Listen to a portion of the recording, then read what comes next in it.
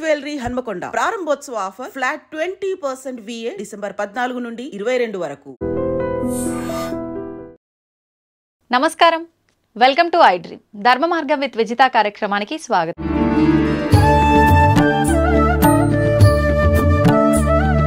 ఈ మధ్య కాలంలో మనందరం కూడా సనాతన ధర్మం అనే ఒక మాటని ఎక్కువగా వింటున్నాం. అసలు సనాతన ధర్మం అంటే ఏంటి, సనాతన ధర్మంలో ఏం చెప్పబడి ఉంది, అది మనకి ఏ రకంగా ఉపయోగపడుతుంది, ఎవరికి తోచిన విధంగా వాళ్ళు చెబుతున్నారు, అసలు మేము ఏది పాటించాలి, ఏది వినటం వల్ల మాకు మంచి జరుగుతుంది, ఇలాంటి సందేహాలు ప్రతి ఒక్కరిలో ఉన్నాయి. దీనితో పాటు ఎక్కువగా ఆధ్యాత్మిక మార్గంలో ఉన్న వాళ్ళు ఆహారం తినే విషయంలో ఎలాంటి జాగ్రత్తలు పాటించాలి, ఇలాంటి సందేహాలు కూడా చాలా మందిలో ఉన్నాయి. మరి ఇటువంటి సందేహాలన్నింటినీ కూడా మనం నివృత్తి చేసుకునే ప్రయత్నం చేద్దాం. ఈ విషయాలన్నీ మనకు తెలియజేయడం కోసం ప్రస్తుతం మనతో పాటు ఉన్నారు శ్రీ సంత్ సదానందగిరి 109 బాబా. ఇప్పుడు వారితో మాట్లాడి ఈ సందేహాలన్నింటినీ కూడా నివృత్తి చేసుకునే ప్రయత్నం చేద్దాం. నమస్కారం స్వామీజీ. హరి ఓం. స్వామీజీ, ఈ మధ్య కాలంలో ప్రతి ఒక్కరు కూడా సనాతన ధర్మం అని చెప్పి మాట్లాడుతున్నారు. నిజంగా అంటే ఒక్కొక్కరు ఒక్కొక్కటి చెప్పడం వల్ల అసలు ఏంటి సనాతన ధర్మం, ఈ ధర్మంలో ఏముంది, అసలు సనాతన ధర్మం అంటే ఏంటి అనే ఒక క్వశ్చన్ మార్క్ కూడా ప్రతి ఒక్కరిలో తలెత్తుతుందనే చెప్పాలి. నిజంగా అసలు సనాతన ధర్మం అంటే ఏంటి ప్రభుజీ? సనాతన ధర్మము అనేది ఒక భవనము అనుకుంటే దానికి 4 మహత్తర పునాది స్తంభాలు ఉన్నాయి, ఇంకా వేరే ఎక్కడా లేని విధంగా. ఒక స్తంభము వేదాలు, ఇలా చేయి ఇలా చేయకూడదు అని నిర్దిష్టంగా చెప్పే వేదాలు. రెండవది ఉపనిషత్తులు, ఈ మనుషుడు ఎవడు, జీవాత్మ పరమాత్మ అంటే ఏమిటి అనే విషయాల గురించిన బోధలు 1180 ఉండే ఉపనిషత్తులు కాలక్రమంలో లుప్తమైపోయి 108గా మిగిలినాయి. దానికి కొంతమంది ఒక తమాషా కథ చెప్తారు. రాముల వారు హనుమంతుల వారికి 1180 ఉపనిషత్తులు బోధించారు. ఆయన సూర్యుని దగ్గర విద్య నేర్చుకున్న మహానుభావుడు కాబట్టి అన్ని బుర్రలోకి ఎక్కాయి. మహాత్మా, యుగాలు మారుతాయి, ఎన్ని జనాలు బుర్రలోకి ఎక్కించుకోలేరు కదా అని అంటాడు. అంటే దాంట్లో నీకు ఇష్టం వచ్చినట్టు కొన్ని ఎన్నుకో అన్నాడు. హనుమంతుల వారు దాన్ని 108 ఉపనిషత్తుల కింద చెప్పి ఇచ్చారు. మనకు ఉన్నాయి ఇప్పుడు 108. శంకరాచార్యుల జమానా వచ్చేసరికి ఈ 108 ఉపనిషత్తులు కూడా వీళ్ళు పట్టుకోలేరు. నా ప్రస్థానత్రయంలో 10 ఉపనిషత్తులన్నా తెలుసుకున్నాడు చాలు అని ఆయన 10 ఉపనిషత్తులు పెట్టాడు. భగవద్గీత, బ్రహ్మసూత్రాలు ప్రస్థానత్రయంలో 2 అయితే, 3వది దశోపనిషత్తులు. ఈ మూడిట్లో కొంచానికి కొంచెం ప్రవేశం ఉన్నవాడికే శంకరాచార్య పీఠాలలో ప్రవేశం. ఆ తర్వాత మిగతా జ్ఞానం అంతా వాళ్ళు బోధిస్తారు. అంతటి గొప్ప ఈ ఉపనిషత్తులు. అంటే ఆయన దాంట్లో గర్భోపనిషత్తు పెట్టలేదు. అది పెడితే మన వేదకాల పురుషుల శాస్త్రము ఎంత సైంటిఫికల్ అనేది తెలుస్తుంది. 108 ఉపనిషత్తులలో గర్భోపనిషత్తు అనేది ఒకటి ఉంది. అది ఆయన పెట్టలే. ఆయన పెట్టింది ఈశకేన కట ప్రశ్న ముండక మాండుక్య ఐతరేయ బృహదారణ్యక స్కందక అనే 10 ఉపనిషత్తులే పెట్టాడు. దాంట్లో బృహదారణ్యక అనేది పేరుకు తగినట్లు బృహత్ చాలా పెద్దది, చాలా చిన్నది ఓంకారం గురించి చెప్పే ఇది. నచికేతుని గురించి ఉండేది ప్రశ్నోపనిషత్తు. ఇట్లా అన్ని ఉపనిషత్తులు ఉన్నాయి. ఈ ఉపనిషత్తుల తర్వాత 18 ప్రధాన పురాణాలు. ఈ 18 పురాణాలు గుర్తు పెట్టుకునేదానికి ఒక మంచి శ్లోకం కూడా కొటేషన్గా పెట్టినారు. ఏం శ్లోకం? ప్రకారత్రయం మకారద్వయం, వకారత్రయం మకారద్వయం, అనాపకుష్కలింగాని ఏతాని 18 పురాణాన్ని అంటారు. ప్రకారత్రయం అంటే బ్రహ్మపురాణము, బ్రహ్మ వైవస్వత పురాణము, బ్రహ్మాండ పురాణం. భకారద్వయము అంటే భవిష్యత్ పురాణము, భాగవత పురాణం. వకారత్రయం అంటే వరాహ పురాణము, వాయు పురాణము, విష్ణు పురాణం. మకారద్వయము అంటే మత్స్య పురాణము, మార్కండేయ పురాణం. ఆ తర్వాత అనాపకుష్కలింగ అని అన్నాడు. ఆ అంటే అగ్ని పురాణం, నా అంటే నారద పురాణం, పా అంటే పద్మ పురాణం, అనాప. కూస్క, కు అంటే కూర్మ పురాణం, స్క అంటే స్కంద పురాణం. ఆ తర్వాత శిలింగ అని అంటాడు.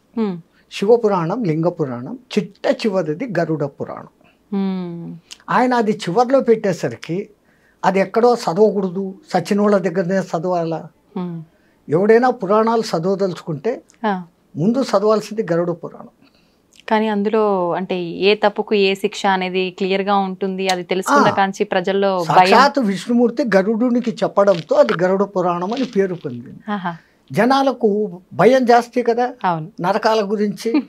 ఆ చింతనతో అది వద్దు, చచ్చిపోయిన వాళ్ళ దగ్గర చదవాల, అంతే. చేసే తప్పులు ఉన్నాయి కదా, ముందు అది చదివితే మానవుడు తప్పు లేకుండా ప్రవర్తిస్తాడుగా. అవును, నరక భయానికన్నా. అవును ప్రభు, అవును స్వామీజీ.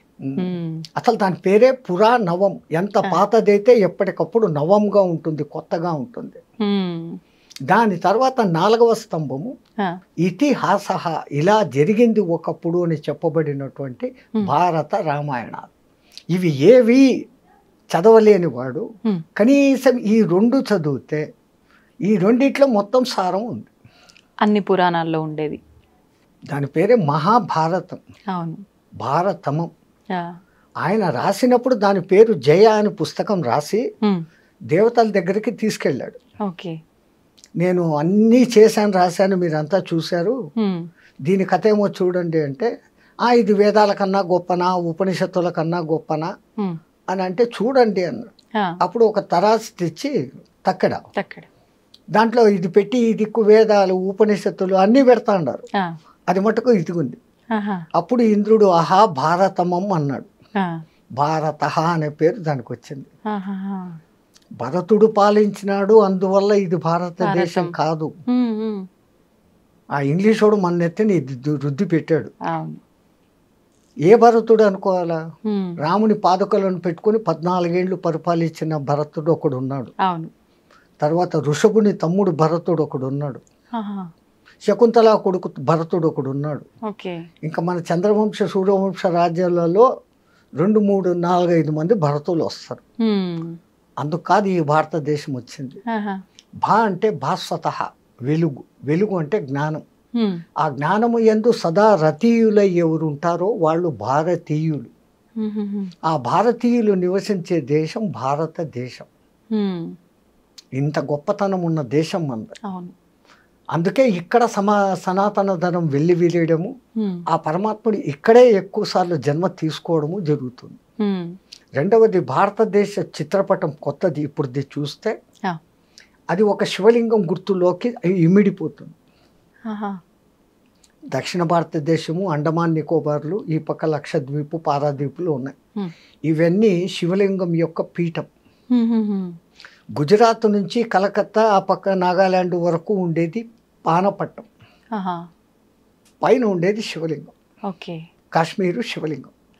గంగా నది అక్కడ శివమాలయాలలో పుట్టి మనం అభిషేకం చేస్తే నీళ్లు లింగానికి చేస్తాం. పానపట్టంలో పడి అది గంగా సాగర్ దగ్గర కలకత్తాలో ఆ గంగ నీళ్లు సాగరంలో కలుస్తాను. అది పేపర్ ఉంటే మీకు డ్రాయింగ్ గీసి చూపిస్తే క్లియర్గా తెలుస్తుంది. ఇది ఇమాజిన్ చేస్తూ కూడా యూ కెన్ ఇమాజిన్. సో మిగతా ప్రపంచంలోని ఏ దేశము ఆ లింగంలోకి సెటప్ కాదు. ఒక్క భారతదేశానికే ఆ గొప్పతనం ఉంది. మరి ఇంత గొప్పదైన భారతదేశం, భారతదేశం అని పిలువబడేదానికి ఇంకొక అర్థం కూడా ఉంది. ఏంటి స్వామిజీ? సంగీతమపి సాహిత్యం సరస్వతీ కుచద్వయం ఏకమాపాత మధురం అన్యదాలోచనామృతం అంటారు. అంటే మనం పాలు తాగే బిడ్డలమైతే మనకు పాలిచ్చే తల్లి సరస్వతి. ఆ తల్లి ఒక స్తనపు పాలు సాహిత్యం అంట, సత్హితం. ఆ సాహిత్యం చదువుతున్నంతసేపు ఆనందం, చదివి పక్కన పెట్టేసి దాని గురించి ఆలోచన చేసిన ఆనందం. సుఖము సంతోషం కాదు, ఆనందం. సుఖము సంతోషం మనకు వస్తాండాయి పోతాండాయి, కానీ మనం ఆనందం అనుభవించడం లేదు. సంతోషం అంటేనే ఆనందం అని భావిస్తున్నాను స్వామీజీ. సంతోషానికి ఆపోజిట్ వర్డ్ దుఃఖం పక్కనే ఉందా? సుఖ దుఃఖాలు అంటున్నారు. అట్లాగానే రెండవది ఏమని చెప్పినారు మీరు? ఆనందం, సుఖ. సంతోషానికి విరుగుడు విచారం ఉందా? ఏసీ పెట్టుకున్నాడు సంతోషం, కరెంటు పోయింది వెంటనే ఓ పోయిందే అని విచారం వచ్చిన. ఆనందానికి నెగిటివ్ వర్డ్ చెప్పండి. లేదు. ఆనందో బ్రహ్మ, ఆ నిరాకార పరబ్రహ్మ ఆనంద స్వరూపుడు. వాడి నుంచి వచ్చాం మనం. వచ్చి మనం ఆనందులం అన్న సంగతి మర్చిపోయి సుఖాలు సంతోషాల వెంటనే జీవితాన్ని గడుపుకుంటున్నాం. మరి నిజమైన ఆనందం కలగాలంటే ఎలా ఉండాలి మానవులు? అప్పుడప్పుడు మనకు కలుగుతుంది. ఒక చిన్న పాప, ఒక 8-9 నెలల పాప, పండ్లు కూడా వచ్చి ఉండవు, అది నిద్రలో కిసిక్క నవ్వుతుంది. ఆ నవ్వును చూసినప్పుడు మీకు సంతోషమా సుఖమా? ఆనందం. అది అనిర్వచనీయమైన భావన, అది ఆనందం. ఇప్పుడు ఎక్కడో మీరు మైసూరుకు పోయి బృందావన్ గార్డెన్స్లో ఆ మ్యూజికల్ ఫౌంటైన్ దగ్గర పోయినారు రాత్రి 7 గంటలకు. ఆ లైట్లు, ఆ లైటుకు సంగీతానికి తగినట్లుగా ఆ ఫౌంటైన్లో ఆడుతూ ఉంటే అప్పుడు మీకు సంతోషమా సుఖమా? సంతోషంగా అనిపిస్తుంది, ఆనందం. అంటే మళ్ళీ ఇంకొక అద్భుతం ఏదైనా చూసే వరకే ఉంటుంది కదా స్వామీజీ ఆ సంతోషము అదంతా కూడా. ఒక్కసారి నిజంగా మైసూరు పోయి చూసి వచ్చి ఇప్పుడు ఇక్కడ కళ్ళు మూసుకుంటే మీ కళ్ళ ముందు ఆ దృశ్యం మళ్ళీ కనపడుతుందా లేదా? కనిపిస్తుంది. శివునికి ఒక్కడికే 3వ కన్ను కాదు తల్లి, మనకు కూడా ఉంది. మనం దాన్ని నేను నేను అనుకుంటే మూసి పెట్టేస్తాను. ఈ నేను వదిలి మనము అన్న భావనలోకి వస్తే మనము నిజమైన ఈ మనము కాదు. ఆ భావనలోకి వచ్చినప్పుడు ఆ కన్ను తెరుచుకుంటే విశ్వమంతా ఆనందమయం. తో సాహిత్యానికి ఆ శక్తి ఉంటే సంగీతానికి ఇంకా గొప్ప శక్తి ఉంది. మంచి వేణునాదము, మంచి మృదంగనాదము, మంచి వీణానాదము ఈ వింటూ ఉన్నప్పుడు మీకు తెలియకుండా ఇన్వాలంటరీగా మీ చెయ్యో తలో కాలో ఆడుతుంది. అవును. అంత మంచి సంగీతానికి 3 లక్షణాలు ఉంటేనే. అది దిక్కుమాలిన విదేశీ డ్రమ్ మ్యూజిక్ కాదు, అది గుంటకాయలు డమాల్ డమాల్ అంటది. అవును అవును. వెక్స్ వస్తుంది, ఇయర్ డ్రమ్స్ పగిలిపోతాయి. అవును. కానీ మన సంగీతానికి తను డోలే మను డోలే కోను బజాయే రే ఓ బాసురియా అని ఇట్లా ఇట్లా నువ్వు ఊగుతాం, ఇన్వాల్వ్ అయిపోతాం తెలియకుండానే. అవును. కనీసం కాలో చెయ్యో ఏదో ఒకటి ఆడుతుంది అంతే. మరి ఆ సంగీతానికి ఆ శక్తి వచ్చేదానికి 3 లక్షణాలు ఉండాలి. ఆ సంగీతం భావయుక్తంగా ఉండాలా, సరి అయిన రాగయుక్తంగా ఉండాలి. భైరవి రాగము, శంకరాభరణ రాగము, ఏ రాగంలో పడితే ఆ ఇది వస్తుంది అనేది తెలిసి ఉండాలి. భావం బాగుండాలా, రాగం బాగుండాలా, ఈ 2 బాగుంటే సరిపోద్ది. దానికి తగిన తాళం ఉండాలి. ఈ భావ రాగ తాళాల మొదటి అక్షరాలే భారత. అందుకే ఆ తల్లి సరస్వతి పేరు కూడా భారతి. అంత గొప్ప దేశంలో మనం మానవ జన్మ ఎత్తడమే ఒక గొప్పతనం. అంటే ఆ జన్మ ఈ భారతదేశంలో జరగడం అనేది ఎన్ని జన్మల పుణ్యం చేసుకుంటే కలిగింది. అది దిక్కుమాలినట్లు నేనేదో పాపిని అనుకోవడం కాదు. ఎంతో పుణ్యం చేసుకుంటే ఇక్కడ పుట్టాం, ఛాన్స్ ఇచ్చాడు ఆయన. ఈ జన్మను మనం పూర్తిగా తరింపజేసుకోవాలి. అట్లా రామాయణ భారతాలు ఇంట్లో పెట్టుకోరా, నువ్వు చదవకపోతే ఇంట్లో భారత రామాయణాలు పెట్టుకోని పథకాలం వాళ్ళు ఎందుకు చెప్పేవాడు అంటే, ఏదో ఒక దినం దుమ్ము దులుపుతూ ఒక పేరు చదువుతావు, అర్థమవుతుంది. అవును, అంత అర్థంతో చెప్పారు. భారత చరిత్ర అంటే మన భారత చరిత్ర. కురుక్షేత్రం ఎక్కడో లేదు, మన మనోక్షేత్రమే కురుక్షేత్రం. అంతే. మనలో ఉన్న దుష్ట భావనలే కౌరవులు, మనలో ఉన్న సద్భావనలే పాండవులు. భూమిపైకి వచ్చి ఒక జన్మ తీసుకున్నాను అని అంటే నేను అసలు పుట్టిన దానికి అర్థం ఏంటి అనేది నాకు నిజంగా ఎలా తెలుస్తుంది స్వామీజీ? ఇప్పుడు పుట్టిన దగ్గర నుంచి తల్లిదండ్రులు, తర్వాత కొంచెం పెద్దగా అవుతాం, చదువులు, బాధ్యతలు, తర్వాత పెళ్లి, పిల్లలు, మళ్ళీ ఒక కుటుంబం ఏర్పడుతుంది. వీటిల్లోనే కొట్టుమిట్టాడుతూ ఉంటాం. అసలు నా జన్మకు అర్థం ఏంటి అని అంటే ఏంటి అని చెప్పొచ్చు? ఎలా తెలుసు? అద్దంలో చూసుకొని ఇట్లా అట్లా అనుకోకుండా ఈ అద్దంలో కనపడుతున్న నేను అని పిలువబడుతున్న వాడిని ఎవడిని చిన్నప్పటి నుంచి తల్లిదండ్రులు సునీత, సీత, రామయ్య, సుబ్బయ్య అని వాని పేర్లు పెట్టి పిలుస్తూ ఉంటే విని విని విని నా పేరు ఇది అనుకుంటున్నాడు జీవాత్మ. అవును. అక్కడి నుంచి వాడు భ్రమలో పడి నాకు అది కావాలా, నాకు ఇది కావాలా అని మొదలు పెడతాడు.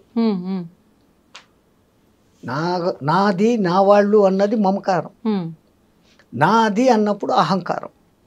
ఈ 2 వచ్చి కూర్చుంటాయి. ఈ రెండింటిని తోలేసి నిన్ను నువ్వు గుర్తించుకొని ఎందుకు ఈ జన్మలోకి వచ్చాను, దీన్ని మళ్ళీ పునర్జన్మ అనేది లేకుండా ఈ జన్మనే కడసారి జన్మం చేసుకునే ప్రయత్నం చేయాలి అనే దానికి అవకాశం ఇచ్చేదానికే పరమాత్ముడు మనకు ఇంతకుముందు జన్మల్లో చేసిన పాప ఫలితాల పుణ్య ఫలితాలకు కొన్ని యమలోకంలో శిక్షలు, స్వర్గంలోకంలో ఆనందాలు ఇచ్చి మిగతా బ్యాలెన్స్ ఇక్కడ నువ్వు అనుభవించు.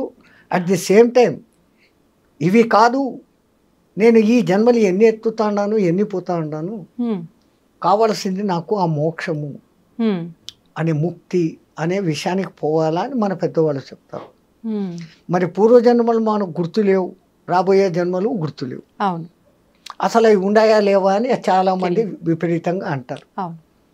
కొంపదీసి పరమాత్ముడు మనకు పూర్వజన్మ జ్ఞానము, భవిష్యత్ జన్మ జ్ఞానము ఇచ్చాడు అంటే ఈ జన్మ కర్తవ్యాలు మనం ఏమన్నా చేయగలమా? అసలు అదే ఆలోచిస్తూ ఉండిపోతాం. 24 గంటలు ఆ ఆలోచనే. అవును, 12 గంటలు గత జన్మ గురించి, 12 గంటలు రాబోయే జన్మ గురించి. అంతే. మళ్ళీ ఈ వర్తమానాన్ని నువ్వు ఏం చేసుకున్నావు? నీ చేతులారా నువ్వు పాడు చేసుకున్నావు.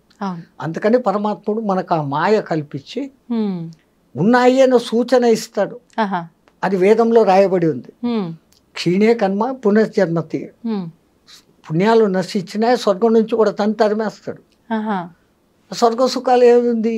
ఒకటే 24 ఏళ్ల వయసు, ఎక్కడ చూసినా పూలు చెట్లు ఆనందం, ఆకలి లేదు. ఎన్నాళ్ళది బోర్ జన్మ. ఆఖడికి వాడికే పిచ్చి పెట్టి నేనే పోతాను రా అంటాడు. అట్లాగనే నరకంలో హింసలు. కానీ అసలైన హింస ఆ కర్మలన్నింటినీ మళ్ళీ ఇక్కడ నువ్వు అనుభవించేదానికి పంపిస్తాడు. మనం ఏ ఇత్తనం నాటితే ఆ పండే వస్తుంది కదా తల్లి. అవును స్వామిజీ. అట్లాగనే మనం ఏం చేస్తామో అదే రిటర్న్ వస్తుంది. ఆ రిటర్న్ రావడం ఎక్కువ రావచ్చు, తక్కువ రావచ్చు, తొందరగా రావచ్చు, లేటుగా రావచ్చు. ఒక చిన్న ఉదాహరణ కథ. ఒక ఊర్లో 2 మిత్రులు చాలా క్లోజ్. ఒక ఆయన ఏమో బెల్లం వ్యాపారం చేస్తాడు, ఒక ఆయన ఏమో జొన్నల వ్యాపారం చేస్తాడు. ఈ బెల్లం వ్యాపారి కనింగ్ ఫెలో.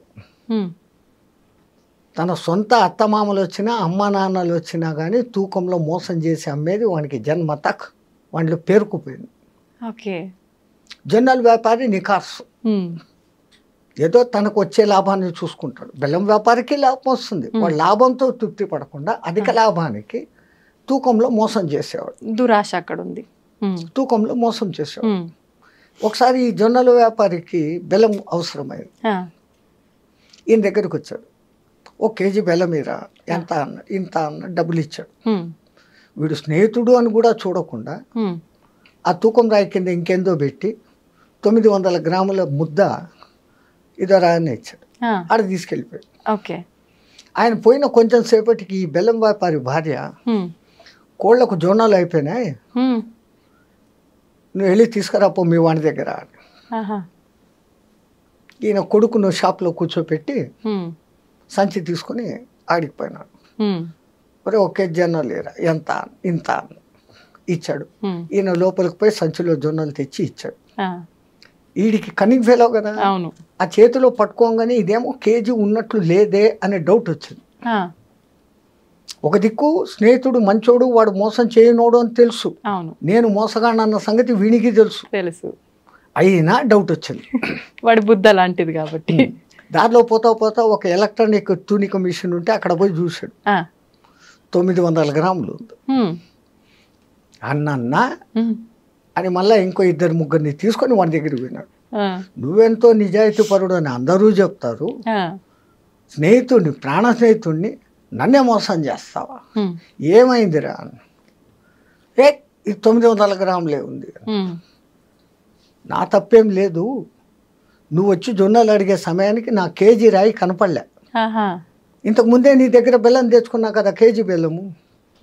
ఆ బెల్లం నాడపెట్టి తూకం వేసి ఇచ్చిన, నువ్వు ఇచ్చిన కేజీ నీకు ఇచ్చినాను. ఇప్పుడు వీడు తేలు పుట్టినా అంతే, తో జో గియా ఓ భరేగా. కరెక్ట్ గా ఎలా బుద్ధి చెప్పాలో అలా బుద్ధి చెప్పాడు. చెప్పాల్సిన పనిలే, వీడు చెప్పలే. వీడికి నేను మోసపోయాను, బెల్లంలో నాకు తక్కువ ఉందన్న సంగతి తెలుసు. వాడు నిజాయితీ పరుడు. అవును ఆడికి తెల్లే. ఆడిచ్చిన బెల్లం వాడికే ఇచ్చాడు తూకం. తో జో బోయగా ఓయి పల్పాయగా. అంతే, ఎవడు ఏం చేస్తాడో వాడికి అదే వస్తుంది. ఇది చెడ్డ చేస్తే ఇట్లా, అట్లాగానే మంచి చేస్తే. ఒక డాక్టర్ ఫ్యామిలీ ఎవరో పెళ్లికి ఎక్కడికో పోయారు కారులో. పెళ్ళి అయిపోయింది, రిటర్న్ వస్తాను. రాత్రి 7:30-8 అప్పుడు వాళ్ళ కారు నడి రోడ్లో జంగల్ మధ్యలో చెడిపోయింది, ఆగిపోయింది. వచ్చే కార్లను పోయే కార్లను ఆపుతూ ఉండరు, ఒకడు ఆగడం. 9 అయింది, 10 అయింది, వీళ్ళకు భయం, ఈ అడవిలో నుంచి ఏ జంతువులు వచ్చి చంపుతాయో, ఏం చేయాలా అంటున్నప్పుడు ఒక సైకిల్ మోటార్ వచ్చి వెళ్ళిపోకుండా వాడంతా వీళ్ళు ఆపకుండానే ఆపారు. ఏంటమ్మా ఇంత రాత్రి ఇక్కడ ఆగారంటే మా కారు చెడిపోయింది, మీ అదృష్టం, నేను మెకానిక్ను, బాయ్నెట్ ఎత్తండి అన్నాడు. బ్యాగ్లో ఉన్న తన టూల్ బ్యాగ్స్ తీసుకున్నాడు. ఒక అరగంట పోరాడి దాన్ని రిపేర్ చేసి రెడీ చేశాడు. వీళ్ళు నాయనా మా ప్రాణాలు కాపాడావు, నీకెంత రిపేర్ ఛార్జ్ అందో చెప్పు, దానికి 2 ఇస్తామని. నేను మెకానిక్నే, మెకానిజం చేశా, నా షాపుకి వచ్చి చేస్తే నేను ఛార్జ్ తీసుకుంటా, ఆపదలో ఉన్నవాడిని దగ్గర నేను పైసా తీసుకోను, ఇది మానవుడికి మానవుడిగా చేసిన సాయం, దీంట్లో నేను డబ్బులు తీసుకోను అన్నాడు. అటు బండి వేసుకొని వెళ్ళిపోయాడు, వీళ్ళు వెళ్ళిపోయారు. ఓ 4 years ఈ డాక్టర్లు ఇంకా ఇంకా ఫేమస్ అయిపోయినారు. ఒకరోజు ఒక క్రిటికల్ కేసు వచ్చింది. వాళ్ళు ఆ కేసును చూడంగానే కనుక్కున్నారు, మాకు రిపేర్ చేసిన మెకానిక్ ఈడే అని. ఆయనకి యాక్సిడెంట్ అయ్యి తల ఛిద్రం అయిపోయారు, బతికే ఛాన్సులు లేవు. వేరే హాస్పిటల్కి తీసుకుపోతే మేము చేయమని అంటే ఇక్కడికి తీసుకుని వచ్చారు. వీళ్ళు మంచి ఫేమస్ కదా.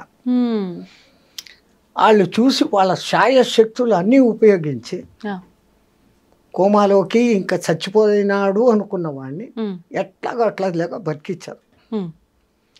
ఒక 4 నెలల తర్వాత ఆయనకి మంచి స్పృహ వచ్చింది, బాగైంది ఆరోగ్యం. నన్ను ఇంత బాగా చేసిన ఆ డాక్టర్లను చూడాలా, నేను మెకానిక్గా బాగా లక్షలు సంపాదించుకున్నా, వాళ్ళు ఎంత ఫీజు అడుగుతారు, నన్ను ఇన్ని రోజులు ఐక్యూలో పెట్టిరి, అది చేసిరి ఇది చేసిరి, ఇన్ని ఆపరేషన్లు చేసిరి, అసలు మళ్ళీ మనిషిని మామూలు చేసిరి. నా దగ్గర ఉన్నదంతా ఇచ్చి వాళ్ళ రుణం తీసుకోవాలా, వాళ్ళని ఒకసారి చూడాలా. వాళ్ళు 2 వచ్చారు. అయ్యా మీ ఫీజు ఎంత అయిందో చెప్పండి, దానికి డబుల్ నేను ఇస్తాను, నా ప్రాణాన్ని నిలబెట్టారు. నువ్వు చెప్పిన మాటలు గుర్తుండయా అన్నాడు. మీరెవరు అన్నాడు. 4 ఏళ్ల కింద ఆ కార్లో అడవిలో మేము ఉంటే మమ్మల్ని కాపాడావు, ఇప్పుడు మేము డాక్టర్లమే, కానీ ఆపద సమయంలో ఉన్న నిన్ను మమ్మల్ని నువ్వు కాపాడావు, ఇప్పుడు నేను మిమ్మల్ని కాపాడా, మీ దగ్గర నేను 1 పైసా తీసుకోను అన్నాడు. కర్మ ఫలాలు అంతే. అందుకే అంటారు ఏది చేస్తే అది వస్తాను, ఇందాక మీరు కూడా చెప్పారు, అది నిజమని అర్థం అవుతుంది దీన్ని బట్టి. ఇంకొక తమాషా కథ, ఇది నా కథలు కావు. వృత్తిలో పోలీస్ డిపార్ట్మెంట్లో ఉన్న ఒక మనిషి ఈ పిరమిడ్ సొసైటీలో ధ్యానంలోకి దిగినాక చెప్పిన మనిషి. ఆ మహానుభావుడు ఇప్పుడు Tirupati SP, superintendent of police. Okay okay. ఆయనలో ఈ ఆధ్యాత్మికత ఉంది. ఆయన చెప్పిన 3వ కథ బాగా మంచి, ఈ కంప్యూటర్ ఇంజనీరింగ్లో తెలిసిన వాళ్ళు పెళ్లి చేసుకున్నారు. 2 నెలలే అయింది పెళ్ళి. ఒక దినం రాత్రి భోంచేస్తా ఉంటే ఒక దీనమైన గొంతు, గతి లేని పరిస్థితుల్లో అడుగుతున్నాను, నాకు ముందు ఇంత అన్నం పెట్టండి అని. భర్త ఇట్లా కిటికీలోంచి చూసినాడు, ఎత్తుగా చూడంగా బాగున్నాడు మనిషి. ఈమె వెంటనే ప్లేట్లో నుంచి అన్నీ వడ్డిస్తాను. దేనికి అన్నాడు. ఆయన అంత ఇదిగా అడిగాడు కదా, ఆ గొంతు ఎంత దీనంగా ఉంది, పోయేస్తాను. గొంతు దీనంగా ఉంది, మనిషి ఎట్లుండాడో చూసావా, దున్నపోతలాగా ఉన్నాడు, పని చేసుకొని పోతకుండా ఆయనకి తిండి పెడతావా, పెట్టమాక. ఈ మాటలు ఆయనకి వినపడతాడు. వాడు అభిమానం ఉన్నవాడు, సత్య సచ్చినా ఇంకా అడగకూడదు అని చెప్పేసి వెళ్ళిపోయాడు. కానీ వీళ్ళిద్దరి మధ్య గొడవ మొదలైంది. లావా సన్నమా కాదు, ఆకలి అన్నాడు, ఆయనకు పెట్టాలి కదా, మనకేమన్నా తక్కువనా, నీకు 1,00,000 జీతం నాకు 1,00,000 జీతము అంటే డాట్ బుట్ ఈ మాట పెరిగి మరుసదినం పొద్దునికంతా ఇద్దరు విడాకులు తీసుకునే సిద్ధమైపోయినా. ఇంత చిన్నదానికి తీసుకున్నారు కూడా. ఈయన ఊరు వదిలి వేరే ఊరికి వెళ్ళిపోయినాడు, ఆమె వేరే ఊరికి ట్రాన్స్ఫర్ చేయించుకునేది ఉద్యోగం. ఒక 6-7 months 8 months తర్వాత ఆమె ఇంకో పనిచేస్తున్న ఆఫీసులోకి ఒక పై ఆఫీసర్ ప్రమోట్ అయ్యి వచ్చాడు. ఈమె ఆమెకు కొంచెం లింక్ కుదిరింది, వాళ్ళిద్దరూ పెళ్లి చేసుకున్నారు. ఆ కొత్త వచ్చిన ఆఫీసరు ఈ అమ్మాయి పెళ్లి చేసుకున్నారు. ఆ పెళ్ళైన 2 నెలలకి వీళ్ళు భోంచేస్తా అంటే మళ్ళీ ఒక దీనమైన గొంతు వినపడింది, అమ్మా భౌతి భిక్షాం దేహి అని. వెంటనే ఆ మొగుడు అన్నాడు, మనం రోజు తింటానే ఉన్నాం, ఫ్రిడ్జ్లో ఉండేది ఏదో ఇంత తింటాము, ముందు మన 2 ప్లేట్లలో ఉండేదే ముందు ఆయన కడుపు నిండా పెట్టు అన్నాం.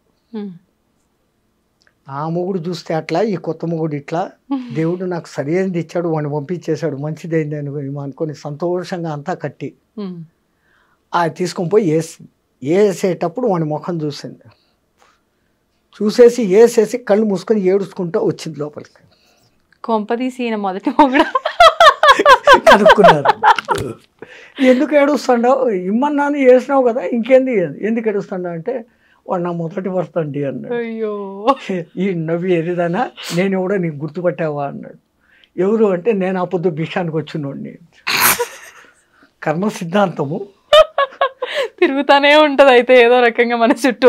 నాకు ఆ మహానుభావుడు చెప్పినప్పటి నుంచి ఎక్కడ పోయినా ఈ 3 చెప్తే మనుషులకు బుద్ధి వస్తుంది అవునవును అని ఆ మహానుభావుడి తరఫున చెప్తున్నాను, ఇది నా కల్పితం కాదు.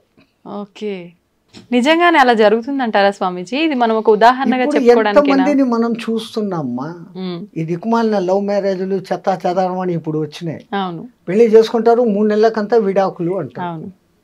ఏమైతుంది మళ్ళీ అంటే, వీళ్ళకు లవ్ అనే అర్థం నిజంగా తెలియదు, ప్రేమ అంటే ఏమో తెలియదు.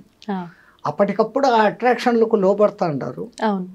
వాడి రూపమో రంగో చూస్తారు, లేక ఇన్కమ్ చూస్తారు, ఆ తర్వాత వాడి బుద్ధులు బయటపడినాక లబ్బదిప్పమంటారు.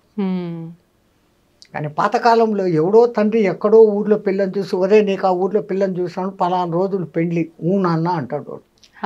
ఆయనకేమో యాంగ్జైటీ, ఆ పిల్లకు యాంగ్జైటీ, ముఖాలు చూసుకోరు. సరిగ్గా ఈ జీలకర్ర పెట్టే వరకు బట్ట అడ్డం కడతారు, అక్కడ ఆ ముఖం చూడరు. ఎప్పుడైతే ఈ చేతులు ఎత్తి ఒకడు జీలకర్ర పెట్టుకుని వీనికి అప్పుడు చూస్తాడు. ఆ చూపుల్లో అద్భుతమైన ప్రేమ పుడుతుంది. ఈ బెల్లం జీలకర్ర మనం పెద్దోళ్ళు ఎందుకు పెట్టిస్తారు, దాంట్లో ఒక ఎలక్ట్రిఫికేషన్ ఉంటుంది. మీరు కావాలంటే సైంటిఫికల్గా టెస్ట్ చేసి బెల్లము జీలకర్ర బాగా దంచి దాంట్లో 2 వైర్లు పెట్టండి, మైన్యూట్ బల్బులు ఉన్నాయి కదా ఇప్పుడు, అవి వెలుగుతాయి. That much of minute current is there in జీలకర్ర బెల్లం పెట్టడం. సనాతన ధర్మంలో పెళ్లి సాంప్రదాయం సామాన్యమైంది కాదు. అక్కడ చదివే మంత్రాలు ఎంత గొప్పగా ఉంటాయంటే, 7 తరాల ముందు 7 తరాల వెనకల సుఖపడాలని ఏమేమో చెప్పి బోధించి, మీకు పుట్టే సంతానం సుసంతానంగా ఉండాలన్నంత వరకు దాంట్లో ఉంటాయి. 5 రోజుల పెళ్లి 7 రోజుల పెళ్లి అని చేసేవాడు. ఎప్పుడైతే ఈ చెయ్యి ఇక్కడ ఆ చెయ్యి అక్కడ పడుతుందో, శాస్త్రారం నుంచి ఈయన కరెంటు ఆమెకు, ఆయన కరెంటు ఈమెకు వస్తుంది. వాళ్ళిద్దరి మధ్య ఈ కొత్తదనం పోవాలా అని అదేందో బంతే ఆట, ఆ ఉంగరాలు బిందెలో వేసి ఆ కాళ్ళు తొక్కుడు, అది ఏందేందో చేస్తారు. ఈ సాంప్రదాయం అంతా ముందు నుంచే ఉందా గురూజీ? ఈ మాంగళ్యం తంతు అనేది ఈ మధ్య వచ్చింది. పాణిగ్రహణం, పిల్ల తండ్రి ఇమాం సీత మమసుత అని చెప్పేసి మంత్రం చెప్పి రాముడి చేతిలో పెడతాడు, నా సీత చెయ్యిని నువ్వు గ్రహించు అని. పాణిగ్రహణం, పాణి చెయ్యి, పాణిగ్రహణం, అది పెళ్ళైపోయారు. ఆ తర్వాత అగ్ని చుట్టూ 7 సప్తపది నడిపిస్తారు. 7 అడుగులు కలిసి నడుస్తే వాడు వీడైతాడు అనేది కాదు. 7 జన్మల బంధం మీ మధ్య ఏర్పడుగాక అనే దానికి 7 చుట్లు అగ్ని సాక్షిగా అది చూపిస్తాం. అప్పటి కాలంలో మీరు అన్నట్టుగా, అంటే మా తాతలు అమ్మమ్మలు ఆ కాలం నాటి వాళ్ళైతే ఇప్పటికీ అలా కలిసిమెలిసి ఉండే వాళ్ళు ఉన్నారు, మంచిగా చిలుక గోరెంక లెక్క, ఎంత పెద్దవాళ్ళు అయినా సరే వయసులో. కానీ ఈ తరం వాళ్ళు మీరు అన్నట్టుగా ఆ పెళ్లి బంధాన్ని ఎంత చేయాల్సిన విధంగా చేసినా కూడా ఎందుకని కలిసి ఉండలేకపోతున్నారంటారు? ప్రాబ్లం. పాతకాలంలో ఆ యుగో లేదు. రెండవది, వాళ్ళు నా వాళ్ళు, నేను వాళ్ళకు కష్టపడి పెడుతున్నాను అన్న భావన వాళ్ళలో ఏ మూల ఉండేది కాదు.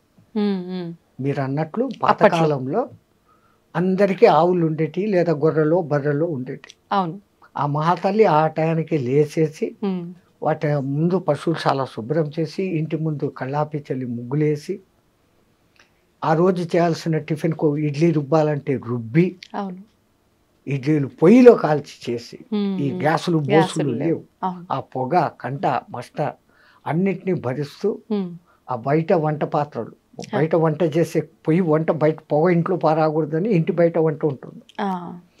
వీళ్ళేమో ఇంట్లోకి రావాలా పోవాలా ఎన్నిసార్లు తిరుగుతారు? అవును, చాలా సార్లు. అంత తిరిగి అంత కష్టపడి వాళ్ళకు పెడతా ఉంది. కాబట్టి ఆ తల్లి శరీరం అంత భద్రంగా ఉండేది. ఇప్పుడు ఏమి అన్నిటికీ మిషన్, అంతే. మిక్సీ, ఇడ్లీలు, కుక్కర్, అదేందో గ్రైండర్, బైండరు అన్నిటికీ వచ్చినాయి. సూర్యరశ్మి వంట మీద పడ్డం లేదు, మూత పెట్టి అందులో కుక్కర్లో పెట్టి చెత్త తిండులు తింటున్నాం. కాబట్టి ఈ రోగాలు, ఈ డిఫరెన్స్లు, ఈ ఈగో పెరిగిపోతున్నాం. మనం తినే ఆహారమే మన మనస్సు. సాత్విక ఆహారం తిన్నోడు సాత్విక లక్షణాలతో ఉంటాడు. వాళ్ళు ఎంత ప్రేమగా వండి పెడతారో ఆ అన్నంలో వాళ్ళ ప్రేమ కూడా కలిసి ఉంటుంది. కాబట్టి వాళ్ళ మధ్య ఆ అన్యోన్యతలు. ఇప్పుడు నేను ఆఫీసు, నువ్వు ఆఫీసు, ఫోన్ చేయి, బగ్గర్లు వస్తాయి, కుక్కర్లు వస్తాయి, చెత్తలు అదేంటి అంటే కుక్కలో ఏంటేంటో తింటారు, అవి తిని వస్తా ఉన్నారు. ఇంకా ఎక్కడ రోగాలు రాకుండా ఉంటాయి, ఎక్కడ ఈ అఫెక్షన్ ఉంది. ఆమె ఈమెకు వండి పెట్టదు, ఆయన ప్రేమగా ఈమె కోసం ఏమీ తెచ్చిపెట్టడు. ఈమె షాపింగు, ఆయన షాపింగు, ఎవరికి వారు అన్నట్టుగా అయిపోయారు. ఆ కొడుకులను ఆయాకు అప్పచెప్పేసి వీళ్ళు డ్యూటీలు, ఆయా తన ఇష్టం వచ్చినట్టు పెంచుతుంది. అందుకే ఈ కాలం పిల్లల మధ్య ఆ ప్రేమానుబంధాలు లేవు. పాతకాలం కుటుంబంలో సమిష్టి కుటుంబాలు ఉంటాయి. ఒక చిన్న పిన్నవాడిని, వాడి మేనత్త, వాడు ఏమో మామ, ఇంకా వరుసలు ఉన్నాయి కదా. ఇంతమంది ఒక్కొక్క ముద్ద తినిపిస్తూ, ఎత్తుకొని లాలిస్తూ, అంతమంది అఫెక్షన్లో పెరిగినోడు వాడు ప్రేమపూర్వకంగా పెరుగుతాడు. ఈ గూండా బుద్ధులు వస్తుంటాయంటే వాడు లోన్లీనెస్ ఫీల్ అవుతాడు. That is no affection for him. వాడు అఫెక్షన్ కోరుకుంటాడు, దాన్ని తీర్చుకునే దానికి హింస మార్గంలోకి దిగుతున్నాడు. తన దీన్ని తృప్తిపరచుకునే దానికి మందులు, అదేంటి డ్రింకులు, పాడు ప్రదేశము, ఆ క్షణిక సుఖానికి వాడు ఆనందపడిపోయి అదే ఆనందం అనుకుని దాంట్లో పడిపోతా అన్నాడు. మొదటి నుంచి మంచి అలవాట్లు ఉంటాయి. ఆ ఇద్దరు తల్లిదండ్రులు, నాన్న ఇట్లుండాలా, ఇట్లా చేయాలా, మన అమ్మ నాన్న ఇట్లా పెంచారు, మనం ఇట్లుండాలా, ఇట్లా చేయాలా, మన వంశం ఇది అని చెప్పుకుంటూ ఉంటాం. ఇప్పుడు తాత పేరు అడిగితే చెప్పలేని స్థితిలోకి వచ్చాం. ఎక్కడికి పోతాను? మాంసాహారం తినాలని ఎక్కడ రాసి పెట్టలేదు. మాంసాహారం తినడం తప్పు, అది నిషేధం అని చెప్తున్నారు. మరి నిజంగా మాంసాహారం తినడం తప్పు అయితే మనకు కొన్ని ప్రాంతాల్లో దేవతలకే బలిచ్చి దాన్ని నైవేద్యంగా నివేదన చేసి తినే ఒక సాంప్రదాయం కూడా కొన్ని ప్రదేశాల్లో ఉంది. మరి మాంసాహారం నిషేధం అని ఎలా చెప్తారు? కరెక్ట్, మీరు అన్నది. దేవతలు బలి అడుగుతారు, ఆ బలి వాళ్ళకి ఇవ్వాల్సిందే. బలి ఇచ్చినారు, మళ్ళీ ఇచ్చిన దాన్ని ఇంటికి తెచ్చుకొని తింటున్న దేవుడు అలా తెచ్చుకో. నీ జిహ్వ చాపల్యానికి దాన్ని దేవుని పేరు చెప్పి బలి ఇచ్చి నువ్వే తింటున్నావు. దేవత తింటుగా. కానీ దేవత కోడిని అడిగింది, మేకను అడిగింది, దున్నపోతును అడిగింది. ఏ మేక, ఏ కోడి, ఏ దున్నపోతు అనేది మనకు అర్థం కాక అవి ఇస్తాను. మనలో ఒక కోడి ఉంది, మనలో ఒక మేక ఉంది, మనలో ఒక దున్నపోతుంది. ఏంటి స్వామి, వాటిని బలి ఇయ్యరా అంటుంది. అవేంటి? కోడి ఏమంటుందమ్మా? అంటుంది. కోరిక కోరిక కోరిక అని మనం అంటున్నాం. అవసరమైనటివి, అవసరం లేనటివి, దిక్కుమాలిన కోరికలు కోరుకుంటాండామే. నీ అతి కోరికలోనే ఆ కోడిని నాకు బలి ఇచ్చేరా. ఎంత నువ్వు కోరికలు తగ్గించుకుంటే నువ్వు అంత హ్యాపీగా ఉంటావు. కోరికలు ఉండాల్సిందే. అతి కోరికలు, దురాశ కోరికలు, ఆశ దురాశ అంటాం కదా, అత్యాశ, అవి ఉండకూడదు. ఆశ ఉండాల, కోరికలు ఉండాల. నేను బాగుండాలా, సమాజం బాగుండాలా, అందరూ బాగుండాలా. ఇది ఎట్లుంది, నేనే బాగుండాలా అనేది ఎట్లుంది. అటువంటి కోడిని నాకు బలి. ఇంకా మేక అదేమంటుంది చెప్పండి? శబ్దం చేసి చూపించాలా స్వామిజీ? మే మే మే అంటుంది. మై మై మై, నాది నాది నాది. అమ్మో, ఇంత అర్థం ఉంది. నాది కాదురా, మనది మనది అనడం నేర్చుకో. నీలో ఉన్న ఆ నాది అని అరిచే ఆ మేకను నాకు బలి. ఇంకా మీ తెలుగులో అంటారు, దున్నపోతు మీద వాన కురిసినట్లు. అవును అవును. ఎవడు ఎట్లా పోతే పర్వాలే, ఎవడు మంచి చెప్పినా వినేది లేదు, నా దారి నాది. అవును, అదే బఫెలో అంటారు కదా దున్నపోతుని ఇంగ్లీష్లో. ఇప్పుడు మనం అందరం బఫెలోలమే. అంతే అంటారా? ఎందుకంటే బఫేలోకి పోయి డిన్నర్ చేస్తాం కదా.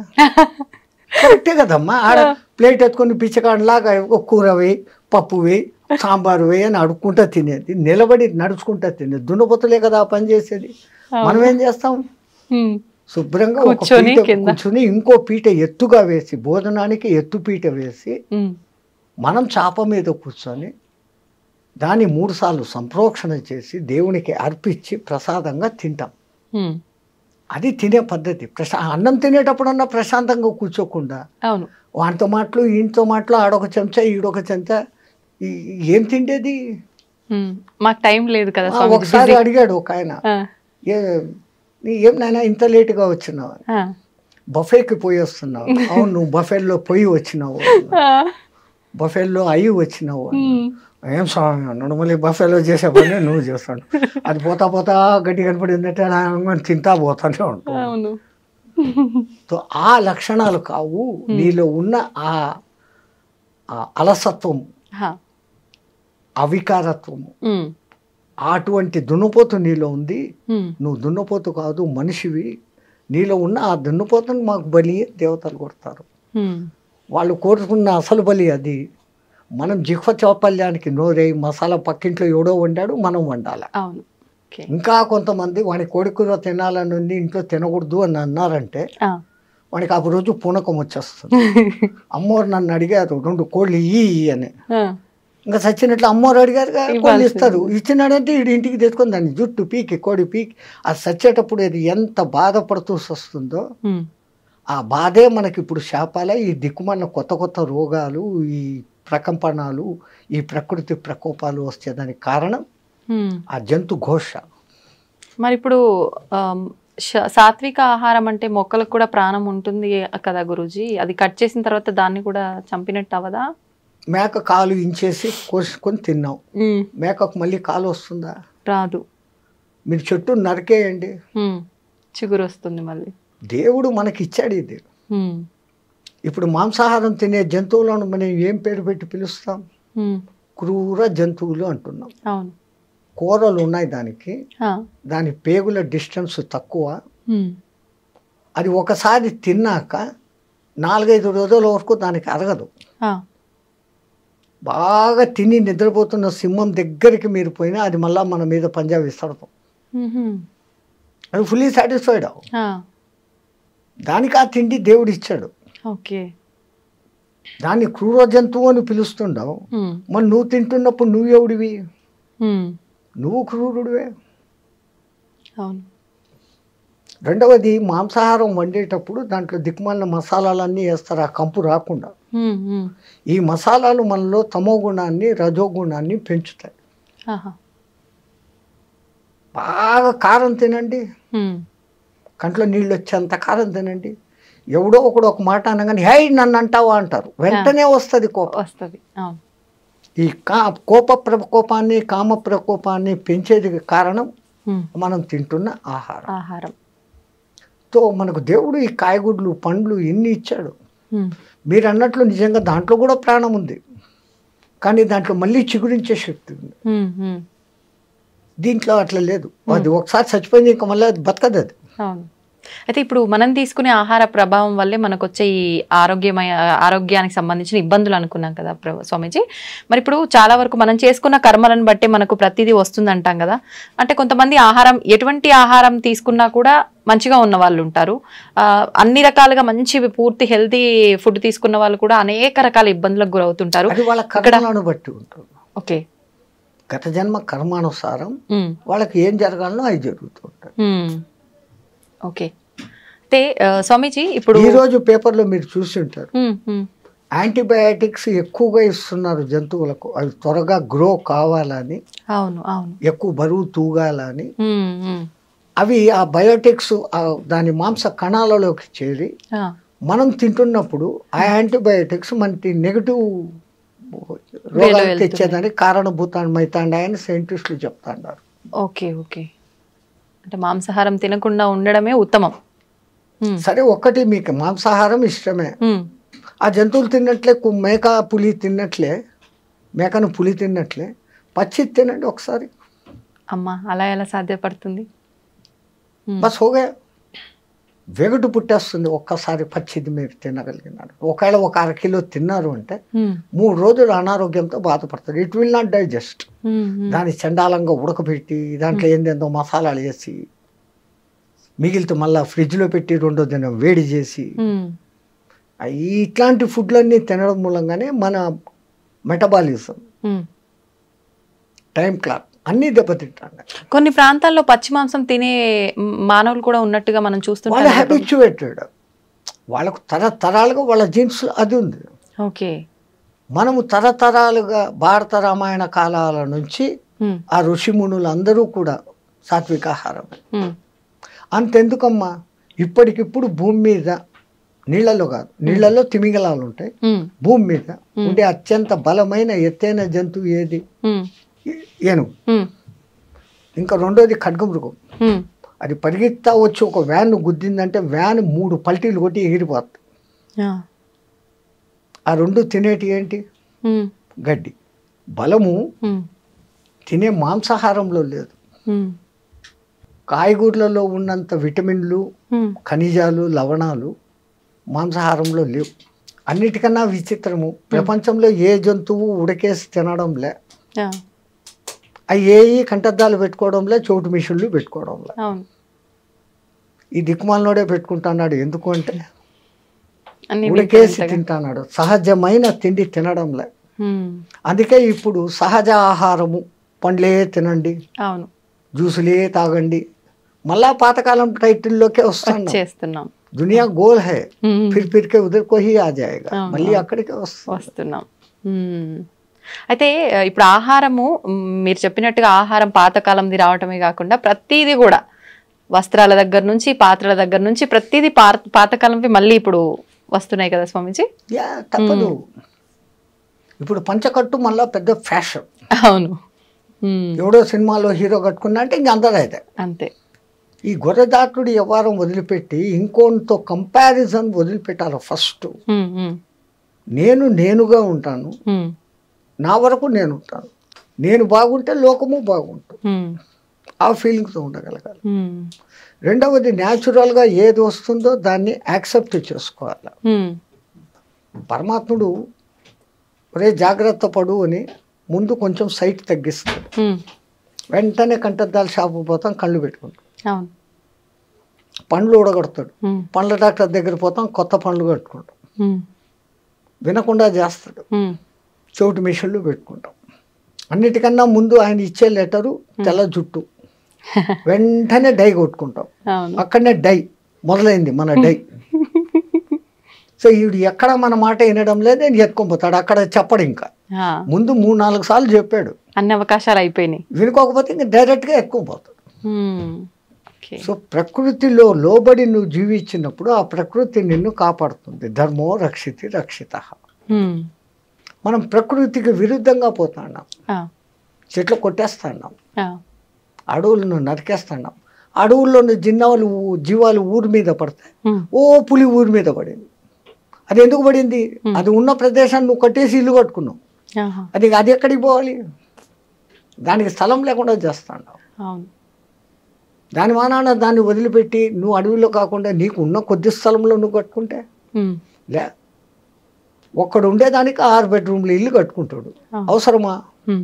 మరి ఇవన్నీ ప్రకృతికి విరుద్ధంగా జరుగుతున్నప్పుడు భగవంతుడు అంటే ఆపే ప్రయత్నం చేయాలి కదా. ఒక్కొక్కసారి ఆ భూకంపము అనేది భూమాత క్షమయా ధరిత్రి, భరిస్తుంది. అమ్మ కూడా అమ్మ అమ్మ అని 10 సార్లు పీక్తాడు, ఒకసారి పీక్తుంది కదా. అవును, తల్లి అయినా కానీ దండిస్తుంది.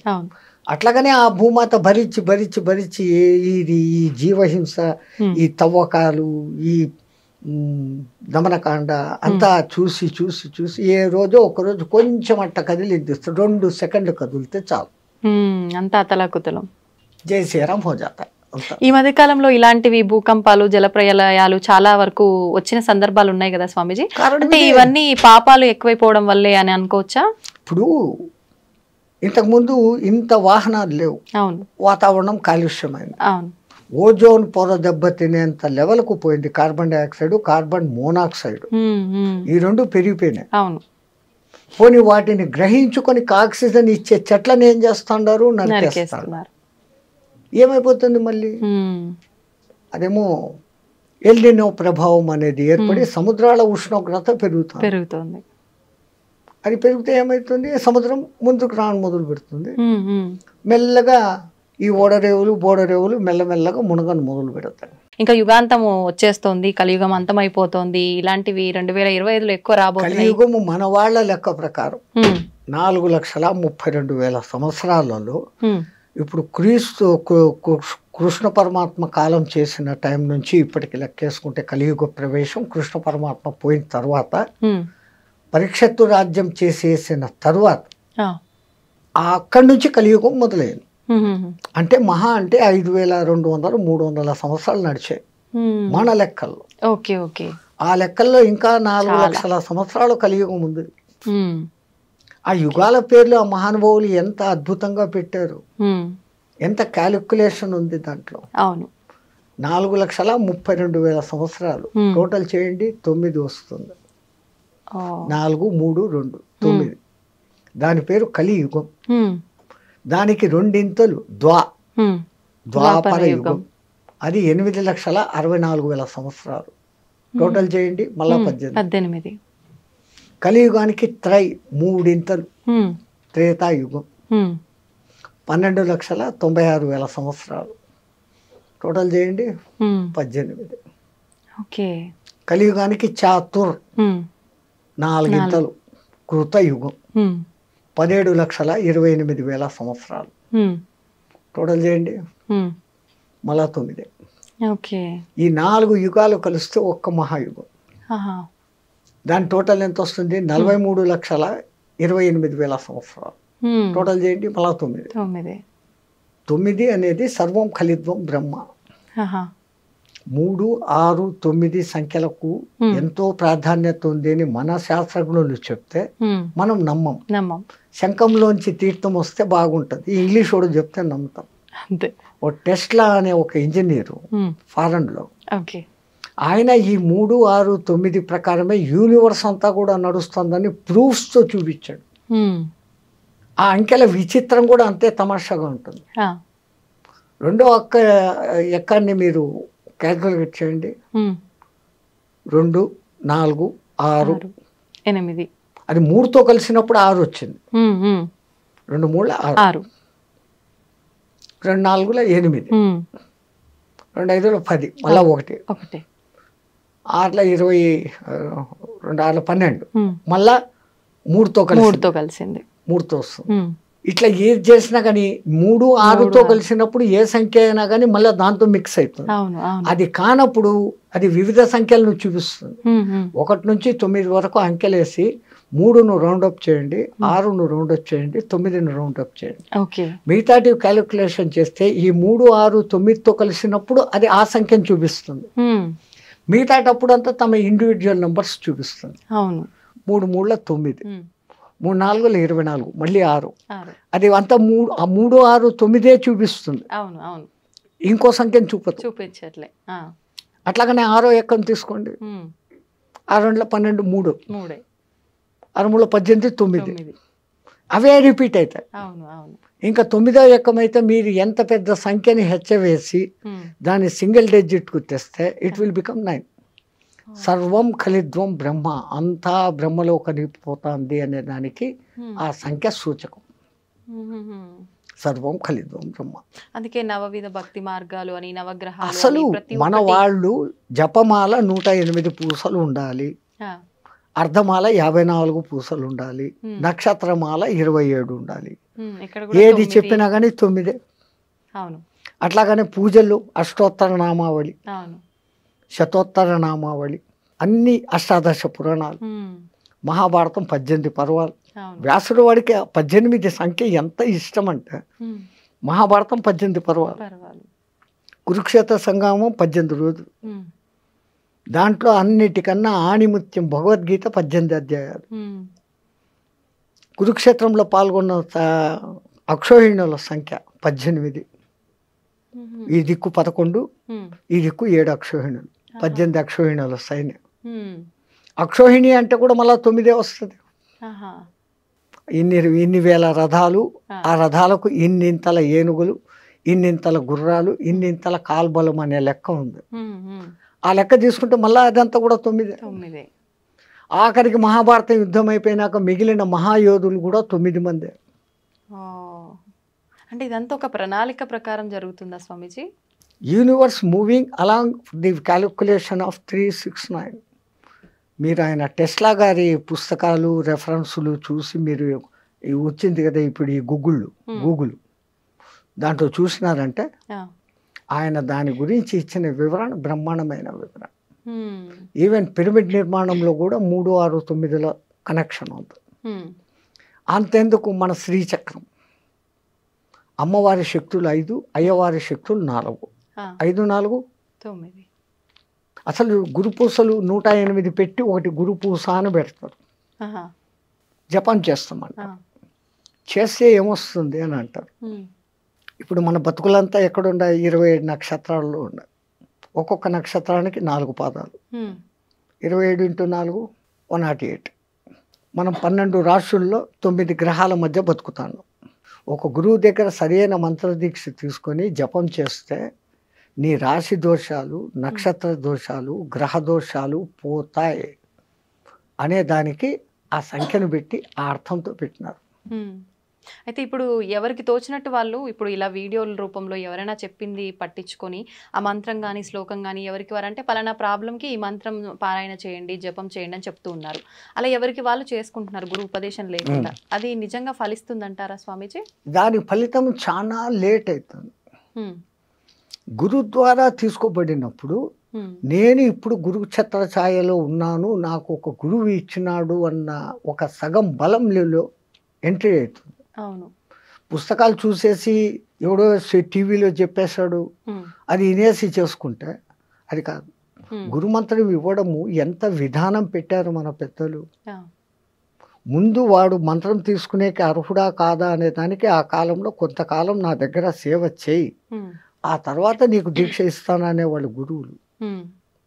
ఊరికి వచ్చి ఏదో 10,000 డబ్బులు తీసుకో దక్షిణ, ఇన్ని పండ్లు బట్టలు తీసుకో, ఇచ్చే మంత్రం అంటే ఇచ్చేస్తుంటారు. అందున నీకే దేవుడు ఇష్టమో అడిగి ఆ మంత్రం ఇస్తుంటారు. అట్లా జరగదు ఆ కాలంలో. అసలు ప్రశ్నోపనిషత్తులో ఎంత అద్భుతంగా చెప్పాడమ్మా. గర్గముని కొడుకు, గౌతముని కొడుకు, ఒక రాజు కొడుకు, ఇట్లా 6 మంది మహర్షులు అడవిలో పిపిలాద మహర్షిని వెతుక్కుంటూ వస్తారు. ఆయన కనపడినాక దండ ప్రమాణాలు చేసి చేతికి దర్బలు ఇస్తారు. ఆ కాలంలో అది సవిత్ప్రాణి అయిపోవాలని. వాళ్ళకేం కావాలా? ఆవులు, గడ్డి, ఈ 2 కావాలి. ఎవరినైనా మీరు అంటే నేను ఫలానా ఆయన కొడుకు, నేను ఫలానా. అమ్మ అంత గొప్ప వాళ్ళ కూర్చోండి అని వాళ్ళకి ఆర్ఘ్యపాదాలు ఇచ్చి ఏంటి నన్ను ఎత్తుకుంటే ఎక్కడికి ఎందుకు వచ్చారు? వాళ్ళు అంటారు మాకు కొంచెం అనుమానాలు ఉన్నాయి, మా తండ్రులను అడిగాం, వాళ్ళు మాకు తెలీదు, ఆ పిప్పిలాదుడు తప్ప ఇంకెవడు చెప్పేవాళ్ళు లేడు, మీరు ఆయన్ని పోయి పట్టుకోండి అన్నాడు, మేము వెతుక్కొని వచ్చాం, మాకు ఆ సమాధానాలు కావాలా. రావడం, సమాధానాలు అడగడం, నేను చెప్పడము, అంతేనా? గురు శిష్య సంబంధం లేకపోతే కాదు. కొన్నాళ్ళు నా దగ్గర సేవ చేయండి, ఆ తర్వాత మీ అనుమానాలు ఏదో అడగండి. ఒక బాంబు వేశాడు అక్కడ, నాకు తెలిస్తే చెప్తాను అన్నాడు. 1 సంవత్సరం నా దగ్గర సేవ చేయండి, సేవ చేసినాక మీ ప్రశ్నలు అడగండి, నాకు సమాధానం తెలిస్తే చెప్తాను. మనం ఈ కాలం వాళ్ళం ఏమనుకుంటాం? సంవత్సరం సేవ చేస్తాం, అడుగుతాం, నాకు తెలుదురా అన్నాడంటే మన గతి ఏం? సంవత్సరం పాయా. మన మెంటాలిటీ ఇది. వాళ్ళు ఆజ్ఞాపించండి గురుదేవ, ఏం చేయమంటారు? నువ్వు ఆవులు మేపకరా, నువ్వు సమిదలు తీసుకురా, నువ్వు గోశాల శుద్ధం చేసి సంథింగ్ డ్యూటీలు చెప్పేస్తున్నారు. వీళ్ళు డ్యూటీల్లో సర్వనిమగ్నం అయిపోయినారు. సంవత్సరమైన సంగతి కూడా తెలియదు. ఒక దినం సాయంత్రం 4 గంటలకు వాళ్ళంతా ఆవులు మేపుకొని అంతా వచ్చి కూర్చున్నప్పుడు, నాయన స్నానం చేశారండి, మీరేదో ప్రశ్నలు అడుగుతామన్నారు కదా. ఆ సంవత్సరం అయిపోయిందా గురువాడు? అయిపోయింది అన్న. ఇలా స్నానం చేశారు, వచ్చినారు, మీ ప్రశ్నలు ఏదో అడగండి, నాకు తెలిస్తే చెప్తాను. మళ్ళీ మొదటిది, వీడు అసలు నా దగ్గర పనిచేసే అర్హుడా కాదా, ఈ సంవత్సరంలో వాని మెంటాలిటీ ఏంటి, వాని మనోక్షేత్రం శుద్ధమైందా లేదా, మనస్సు అనే పొలం క్షేత్రం శుద్ధం చేయిందా, వీడు అర్హుడు అని ఆయన కనిపిస్తాడు. అప్పుడు అంటాడు. కానీ రెండోసారి నాకు తెలిస్తే చెప్తాను అని చెప్పడం, నాకే తెలుసు అన్న గర్వం ఎవరికి ఉండకూడదు. అప్పుడు అంటాడు, ఒకడు అడుగుతాడు, ఈ జీవుడు రాకేంటి పోకేంటి, చంద్ర మార్గం ఏంటి, సూర్య మార్గం ఏంటి, ధూమ మార్గం ఏంటి, అసలు పురుషులలో షోడశ పురుషుడు అంటాడే ఎవడు అతను, ఇట్లాంటి మహత్తరమైన ప్రశ్నలు మళ్ళీ వేస్తాడు. ఇంకా అదంతా పెద్ద విషయం. ఈ సంగతి ఎందుకు చెప్తున్నానంటే, ఒక గురువు ముందు శిష్యుణ్ణి శోధన చేస్తాడు. ఇప్పుడు ఫీజులు తీసుకొని స్కూళ్ళల్లో కూర్చొని జీతాలు తీసుకొని 30 మందిని వేసేసి మేకమందలాగా చెప్పి ఇడిచిపెట్టడం కాదు. అప్పుడు ప్రతి ఒక్కడు వింటున్నాడా లేదా, వానికి అర్థమైందా లేదా, వాడు ఏ స్థాయిలో ఉన్నాడో వానికి ఆ స్థాయిలో నేర్పించు తనంత వాడిని తనకన్నా మించిన వాడిని చేసేవాళ్ళు ఆ కాలంలో గురువులు. ఇంకా వాడు మంత్రదీక్షకు అర్హుడు అనుకున్నప్పుడు ఏకాంతానికి తీసుకుని వెళ్ళి ఒక బట్ట వాని చెవు మీద వేసి ఆ చెవులో గురుమంత్రం 3 సార్లు మీ చేత చెప్పిస్తాడు. ఎందుకంటే అక్షర దోషం లేకుండా పలుకుతున్నాడా, లేకుంటే ఏదైనా అక్షర దోషంతో పలుకుతున్నాడా. అక్షర దోషం ఉంటే ఏమవుతుంది స్వామిజీ? ఏమన్నా దోషమా మళ్ళీ? అది చాలా దోషం. మరి ఇప్పుడు మాలాంటి వాళ్ళమంతా తెలిసి తెలియక ఎవరైనా మంత్రం చెప్పగానే మాకు ఎలా తోస్తే అలా చదివేస్తున్నాము. అది మన పూర్వీకులు చాలా జాగ్రత్త పరులమ్మా. రాబోయే కాలాలలో ఈ పుస్తకాలు ప్రింటింగు వస్తుంది. అవును, అవి చూసేసి ఎవడికి వాడు మంత్రాలు చదివేస్తాడు. అవును, ముద్రా రాక్షసం జరుగుగా కానీ ఒక శాపం పెట్టేస్తున్నారు, ప్రింటింగ్ మిస్టేక్. సో నువ్వు ఒకటి చదవాల్సింది ఇంకోటి చదువుతావు. అవును, నువ్వు 1000 సార్లు 1,00,000 సార్లు చదివినా అది నీకు సిద్ధించదు. ఒక్కొక్కసారి ఉల్టా కూడా చూపించేస్తుంది ప్రభావం. ఒక ఉదాహరణ, ఇంద్రుని సభలో త్వష్ట ప్రజాపతి కొడుకు ఒకడు ఉండేవాడు. వాడి పేరు త్రిశూరుడు. పేరుకు తగినట్లు వానికి 3 తలకాయలు. ఒక తలకాయతో వేదం చదివేవాడు, ఒక తలకాయతో సురా తాగేవాడు, అమృతం తాగేవాడు. రాక్షసుల సహవాసంతో ఒక తలకాయతో సారాయి తాగేవాడు. ఇంద్రుడు ఎన్నోసార్లు, నువ్వు త్వష్ట ప్రజాపతి కొడుకురా, ఇదేం దుర్మార్గం బుద్ధి, తాగకూడదు ఆడు ఇనుకోలే. ఇంద్రుడు 3 తలకాయలు నరికేశాడు. త్వష్ట ప్రజాపతి కోపం వచ్చింది. ఆయనకు ఉన్న శక్తి ఇంద్రుడిని చంపేంత శక్తి కాదు. ఇంద్రుడు అంటే మీకు ఈ సినిమాల్లో చూపించే ఇంద్రుడు కాదు. ఎవడో తపస్సు చేసుకుంటే పాడు చేసేదానికి రంభ ఊరోసుని పంపాడు, ఏమో చేశాడు అని మనకి ఈ కథలే తెలుసు. ఇంద్రుడు అంటే ఎటువంటి వాడు అంటే, ఒకడు తపస్సు చేస్తుంటే వాడిలో ఇంకా కామము క్రోధము ఉందా లేదా అని టెస్టింగ్ చేస్తాడు. ఆ టెస్టింగ్లో వాడు ఓడిపోయినాడు అంటే, వాడు పూజ అర్చన చేస్తున్న ఏ దేవునికైతే తపస్సు చేస్తున్నాడో వాడి దగ్గరికి పోయి వాడిలో ఇంకా కామ క్రోధాలు పోలే, ఇప్పుడే వరం ఇయ్యద్దు, హీఈస్ నాట్ ఫిట్ అని చెప్పే డ్యూటీ ఆయనది. ఇప్పుడు మాలాంటి వాళ్ళ ప్రతి ఒక్కరు చేసే పూజల్లో కూడా ఇలానే జరుగుతుందంటారా? ఇంకా వినండి, ఇది ఆయన తనకున్న శక్తులన్నిటినీ ధారపోసి ఒక యజ్ఞం చేసి ఒక మహారాక్షసుడిని పుట్టించాడు, వృతాసురుడు అనేవాడిని. వృతాసురుడు. నీకు మంత్రం చెప్తా, దాన్ని 7 రోజులు నిత్యపారాయణ చేయి, నీకు ఇంద్రుని చంపే శక్తి వస్తుంది అని. ఆ మంత్రం ఏందో చెప్పు అంటాడు. ఇంద్రశత్రువు వివత్వ స్వహ అంటాడు ఆయన. అర్థమేంటి? శత్రువు అయిన ఆ ఇంద్రుడు నా చేత చచ్చిపోగాక అని దాని అర్థం. కానీ ఆ రాక్షసుడు చదివేటప్పుడు ఇంద్రశత్రువు వివత్వ స్వహ అన్నాడు, దీర్ఘం తీశాడు అంతే. ఇంద్రశత్రువు వివత్వ స్వహ, ఇంద్రశత్రువు వివత్వ స్వహ. ఈ 2వ పదానికి అర్థం ఏమైంది? ఇంద్రుని శత్రువు అయిన నేను నాశనమైపోదును కాక.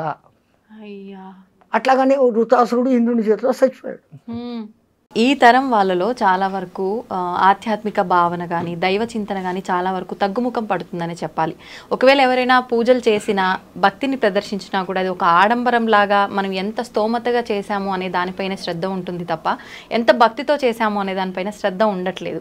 నిజంగా అసలు ఎలా ఉండాలి ఈ ఆధ్యాత్మిక భావన అనేది? ఈ తరం వాళ్ళు ఆధ్యాత్మిక భావనలోకి మార్గంలోకి రావాలంటే మన నిత్యం చేసే విధి విధానాలన్నీ ఏ రకంగా ఉంటే బాగుంటుంది? ఈ మైకులు, ఈ కరెంటు లేనప్పుడు ఉన్న భక్తి వేరే, ఈ మైకులు వచ్చినాక వేరే. మైకులు వచ్చిన కొత్తలో కూడా గణపతి నవరాత్రులు 9 రోజులు ఆ గణపతి పాటలు తప్ప రెండోది ఉండేది కాదు. అవును. ఇప్పుడు దిక్కుమాల ఇంగ్లీష్ పాటలు సినిమా పాటలు అన్నీ పెట్టి పారేస్తాం. జాగరణం అని చేసే శివరాత్రి, జన్మకో శివరాత్రి అని చెప్పే శివరాత్రి, ఆ రాత్రి అంతా సినిమాలు చూస్తూ గడుపుతా ఉన్నారు. అవును. పెద్దవాళ్ళు పెట్టిన ఇంటెన్షన్ వేరే. జన్మకో శివరాత్రి అని ఎందుకన్నారు? ఈ శివరాత్రి అయిన మరుసదినమే నువ్వు ఉంటావో లేదో గ్యారంటీ లేదు, మళ్ళా ఇంకో శివరాత్రి చూస్తామనే దానికి ఛాన్స్ లేదు. అందుకని ప్రతి శివరాత్రిని ఈ జన్మకో శివరాత్రి అన్నట్లు చేసుకో. ఉదయం నుంచి ఆహారం తినకుండా ఉండి రాత్రంతా దైవనామ స్మరణతో గడుపుతూ మేలుకొని మరుసదినం 12 గంటలకు ఉద్వాసన. అట్లాగనే మన వాళ్ళు ఏకాదశి ఉపవాసాలు పెట్టించారు.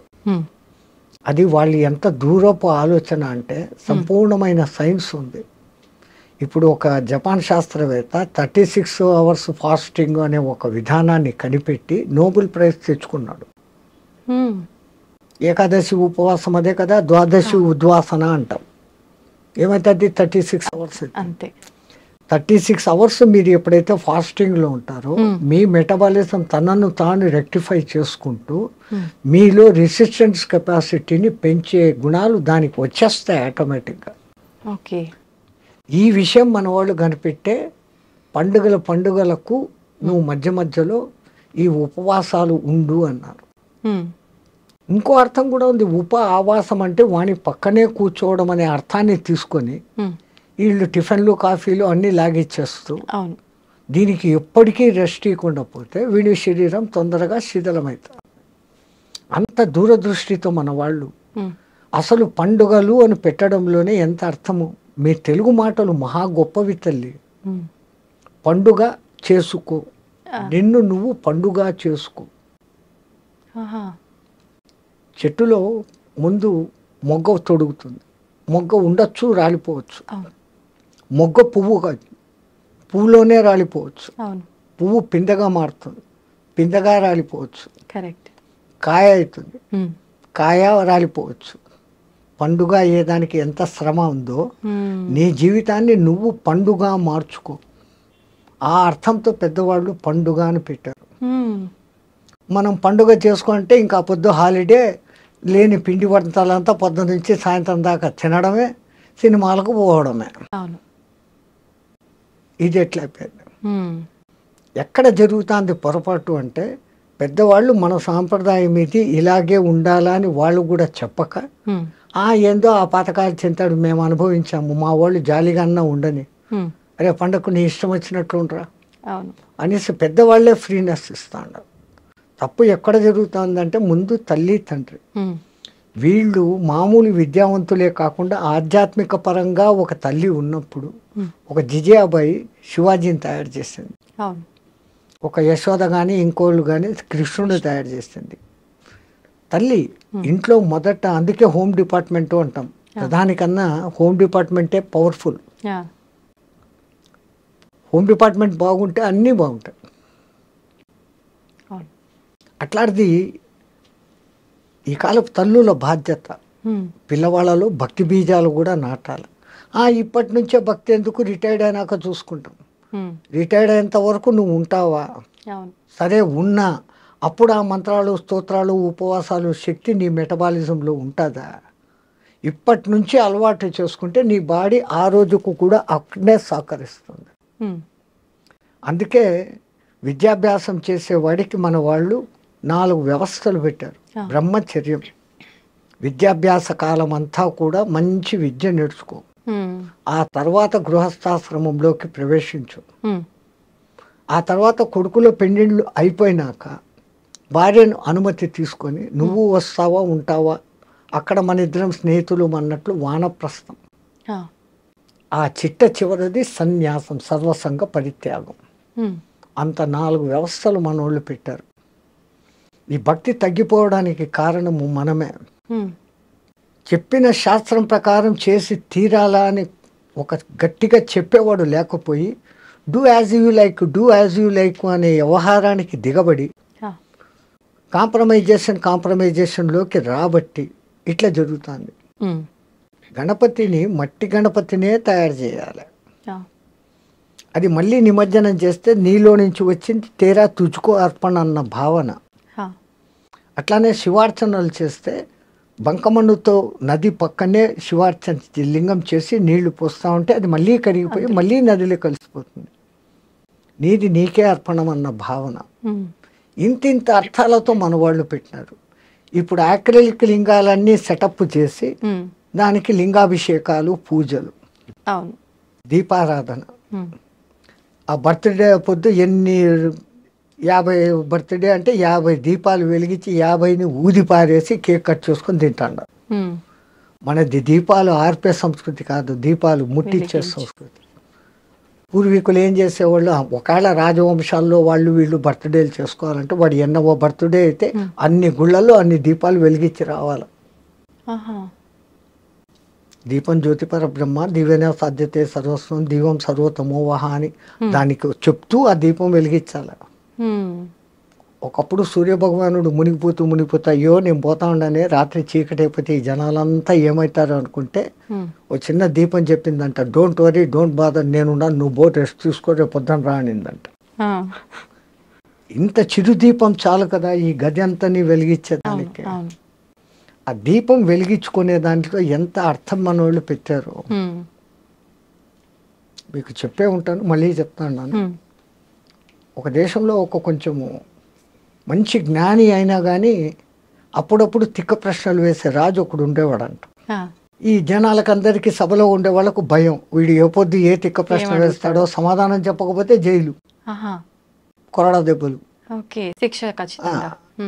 రాజు ఏమనేకి లేదు. అట్ట బిక్కు బిక్కుమంటా అన్న ఒక దినము ఈయనకి తిక్క ప్రశ్నలు వేసే మూడు వచ్చింది. సభలో అందరూ జాగ్రత్తగా వినండి, నాకు 3 అనుమానాలు వచ్చాయి, దాన్ని తీర్చాల. వీళ్ళ గుండెల్లో రాయబడింది. వీడు ఏం అడగబోతాం, 3 ఒకటి కాదు, ఒకటి అడుగుతూనే చెప్పలేము. అడగండి మహారాజా అన్నారు, ఇంకేం చేయలేక. దేవుడు ఎక్కడ ఉన్నాడు, దేవుడు ఎటువైపు చూస్తూ ఉంటాడు, నేను ఈ ప్రశ్న అడిగి మీరు సమాధానం చెప్పేటప్పుడు దేవుడు ఏమి చేస్తూ ఉంటాడు, ఈ 3టికి సమాధానాలు చెప్పండి. ఎవడు చెప్తాడు, పోయింది మన బతుకులు అయిపోయినాయి అనుకున్నాడు. రాజు ఇట్లా ఏళ్ళు తిప్పి తన ఆస్థాన పండితుకు ఏళ్ళు చూపించాడు, నువ్వు చెప్పు అన్నాడు. వాడు ఇంకా పండితుడుగా తెలివైనోడు. రాజా ఏమన్నా సామాన్య ప్రశ్నలా అడగంగానే చెప్పేసేదానికి 2 రోజులు టైం అయింది, ఈ లోపల కూడా మర్చిపోతాడులే అనుకున్నాడు ఈయన. 2 రోజులు కాకపోతే 3 రోజులు టైం తీసుకో, 3వ రోజు నువ్వు చెప్పాల్సిందే. ఈయన అప్పుడు సభ అయిపోయింది, ఇంటికి వెళ్ళాడు, దిగులుగా కూర్చున్నాడు. ఆయనకు రోజు పాలు పోస్తే గొల్ల పిల్లవాడు ఒకడు, 12 ఏళ్ల పిల్లవాడు, ఆయన వచ్చాడు, పాలు తీసుకున్నాడు. మహారాజా ఎప్పుడు దేదీప్యమానంగా మీ ముఖం వెలిగిపోతుంది, ఈ టైంకి మీరు 20 మందికి సత్సంగం చెప్పేవాళ్ళు, నేను పాలు పోసేసి బయట కూర్చొని వినేవాడిని, ఇప్పుడు ఎందుకు మీ ముఖం డల్గా ఉందని, ఏందో నా సమస్యలు లేరా పో అన్నాడు. అయ్యయ్యో నాతో చెప్పచ్చు కదా, అరే మా రాజు ఉన్నాడు తిక్కలోడు, ఇట్లా 3 ప్రశ్నలు అడిగాడు, ఏం చెప్పి సవాలా, ఏంటి ఆ ప్రశ్నలు, నీకెందుకు రా, ఇన్ని రోజులు మీ సత్సంగం వింటాను స్వామి, ఏమో చెప్పండి అన్న. ఈ ప్రశ్నలు అడిగినట్రా, దేవుడు ఎక్కడ ఉంటాడు, ఏ దిక్కు చూస్తూ ఉంటాడు, ఆయన ప్రశ్న అడిగి నేను సమాధానం చెప్పేటప్పుడు ఏం చేస్తుంటాడు, ఈ 3 చెప్పాలంటారా. ఆ పిల్లోడు ఉంటుకొని ఓ సింతేనా, దీనికి మీ వరక, రేపు పొద్దున్నే సభకు నన్ను తీసుకెళ్ళండి నేను చెప్తాను అన్నాడు. ఒరే నాకైతే జైల్లో వేస్తాడరా, నీకైతే కొరడా దెబ్బలు కొడతాడు, లేకుంటే తలకాయ తీసేస్తాడు, అది ఏం చెప్తారో నువ్వు అన్నాడు. ఈడ చెప్పను, ఆడనే చెప్తా, వానికే చెప్తా, బుద్ధి చెప్తాను, నేను మీ శిష్యుణ్ణి, మీ సత్సంగాలు విని ఇంత బలం వచ్చింది నాకు, నేను చెప్తాను, నీ కర్మ ఏం చేస్తావు చేసుకొని మడసదను సభకు తీసుకుని పోయినాడు. ఏమయ్యా 3 రోజుల టైం అడిగి ఇప్పుడే వచ్చినావు, ఈడెవడు గోలపిల్లోడు, ఓ చిన్న గొచ్చి పంచ, ఒక తుండుగుడ్డ, వచ్చి ఎట్లా కర్ర, ఈడెవడు. రాజా అంత మాత్రం చిన్న ప్రశ్నలు మా అంతటి గురువుని అడుగుతావా, నేను చెప్తా దానికి సమాధానాలు అంట పిల్లోడు. రే చెప్పకపోతే ఏందో తెలుసాను, ఈ తర్వాత సంగతి అడుగు అన్న. ఈయన 3 ప్రశ్నలు అదంతా దేవుని వ్యవహారం ప్రశ్నలు. మరి దేవుని ప్రశ్నలు అడిగేటప్పుడు ఇంత ఒక దీపం వెలిగాల, ఇంత ప్రసాదం పెట్టాలా, పాలన్నా పెట్టాలి కదయ్యా అన్నాడు. అట్లనా, ఉండండి అని తప్పెట్టు పెట్టాడు. రే ఒక మంచి నెయ్యి దీపం పట్టుకురండి, ఒక గిన్నెడు దోసెడు పాలు తీసుకురండి. 2 ఆడబెట్టాడు. రే వచ్చిందిరా నైవేద్యము దీపం 2 వచ్చినాయి. ఇప్పుడు మళ్ళీ అడుగు, ఏందో నీ ప్రశ్న. దేవుడు ఎక్కడ ఉంటాడు అని. నీ ప్రశ్నకు సమాధానం చెప్తా కానీ నేను ఒక ప్రశ్న అడుగుతాను, దానికి సమాధానం చెప్పాను. నేను ప్రశ్న అడుగుతాను, నువ్వు ప్రశ్న అడుగుతావు ఏమరా, చెప్పు. నువ్వు పండితునివి కదా, చెప్పు అన్నాడు. ఏందో అడుగు. ఈ పాలలో నెయ్యి ఎక్కడుంది అన్నాడు. అంటే నువ్వు గొల్లోనివి నీకు తెలియదా, దాన్ని ముందు పెరుగు చేయాలా, ఆ పెరుగుని చిలకాల, వెన్న వస్తుంది, వెన్నను కరిగేయాల, నెయ్యి వస్తుంది. అంటే ఈ పాలలో నెయ్యి ఉంది కదా, ఉంది అని. ఏడుంది అన్నాడు. పాలంతా ఉందిరా అన్నాడు. అట్లే దేవుడు నెయ్యిలాగా పాలలాగా ఈ ప్రపంచం అంతా ఉన్నాడు. దేవుడు ఎక్కడ ఉన్నాడు అనే దానికి సమాధానం దొరికింది. రాజుగారి బుర్ర పనిచేసింది. ఓ అమ్మో ఇది ఎవడో తక్కువడు కాదు. ఇంకా 2వ దొరుకుతాను. దీనికి ఏం చెప్తాడు, దేవుడు ఏ దిక్కు చూస్తున్నాడు రా. రాజా ఇప్పుడు వెలిగించినామే ఈ దీపం, దీని కాంతి ఏ దిక్కు పోతుందో చెప్పు అన్నాడు. దీపపు కాంతి అన్ని దిక్కులా పోతుంది అన్నాడు. దేవుడు చూడని దిక్కు లేదు, అన్ని దిక్కులా చూస్తున్నాడు. ఇంకా ఈయనకి టెన్షన్ వచ్చేస్తుంది. అని ఇది ఎట్లా చెప్తాడు ఇప్పుడు, నేను ప్రశ్న అడిగేటప్పుడు నువ్వు ఏం చెప్తావో, నువ్వు సమాధానం చెప్పేటప్పుడు ఆయన ఏం చేస్తుంటాడో చెప్పాలా. మరి 3వ ప్రశ్న తెలుసు కదరా మళ్ళా చెప్పమంటావా అని. అదే నాకు ఒక అనుమానం, నువ్వు ఇంత గొప్ప పండితునివి, ఎక్కడైనా అడిగేవాడు కింద చెప్పేవాడు పైన ఉండాలి కదా, నీకు ఆ జ్ఞానం లేదా అన్నాడు. అట్లనా అనేసి పీట వేసుకొని ఈయన కింద కూర్చొని రా సింహాసనం ఎక్కువ పైన కూర్చొని చెప్పు అన్నాడు. ఈడు సింహాసనం మీద గొల్లోడు కూర్చున్నాడు. ఇప్పుడు చెప్పు ఏందో ఆ ప్రశ్న అన్నాడు. మళ్ళా అడుగుతావు ఏందిరా, నేను ఈ ప్రశ్న అడుగుతున్నప్పుడు నువ్వు సమాధానం చెప్పేటప్పుడు దేవుడు ఏం చేస్తున్నాడు, ఇదే చేస్తుంటాడు. గొల్లోని సింహాసనం ఎక్కించినాడు, రాజుని నేల మీద కూర్చోబెట్టినాడు. అసలు దాంట్లో మర్మం ఏమంటే, చంచలమైన ఈ మనస్సులోకి గురుమంత్రం అనే పెరుగు వేసినప్పుడు అది చంచలత్వం పోయి స్థిరమవుతుంది. ఆ స్థిరమైన స్థితిలో నీ తపన అనే కవ్వం వేసి చిలికినప్పుడు అది వెన్నగా మారుతుంది. ఈ తపన తపస్సుగా మారినప్పుడు ఆ వెన్న కరిగి నెయ్యి అవుతుంది. ఈ నెయ్యి కరిగి ఇంకోటి అయ్యేది ఛాన్స్ లేదు. బూడిద నెయ్యి 2 ఒకటే. బూడిదను మీరు ఎన్నిసార్లు కాల్చినా అది ఇంకో రూపు ధరించదు. నెయ్యిని ఇంకా ఎన్నిసార్లు కాల్చినా అది ఇంకో రూపు ధరించదు. చివరికి నెయ్యిగా మారిపోవడం, ఒక స్థిరత్వాన్ని పొందడం. పాలలో స్థిరత్వం లేదు, అది పెరుగు అవుతుంది. పెరుగు పెరుగులో నుంచి వెన్న వస్తుంది. వెన్న కరిగి నెయ్యి అయినాక ఇంకేమీ లేదు. అది దాని అర్థం. అట్లాగానే దీపం ఏ దిక్కు చూస్తుంది అన్నాను. అసలు ముందు దీపం ఏంటి, చంచలమైన మనస్సుని స్థిరంగా పెట్టి దాంట్లో భక్తి అనే నూనె పోసి గురువు ఇచ్చిన మంత్రం అనే ఒత్తి వేసి నువ్వు తప్పించినప్పుడు ఆరణిలో మంటలాగా పుట్టి ఆ జ్యోతి వెలుగుతుంది. అది మనలో పుట్టే జ్ఞానజ్యోతి. అందుకని మన పూర్వీకులు నీలో జ్ఞానజ్యోతి వెలగాలంటే ముందు భక్తి ఉండాలి. ఆ భక్తిని ఈ విధంగా 9 విధ భక్తులు ఉన్నాయి, ఇదేనైనా స్వీకరించు.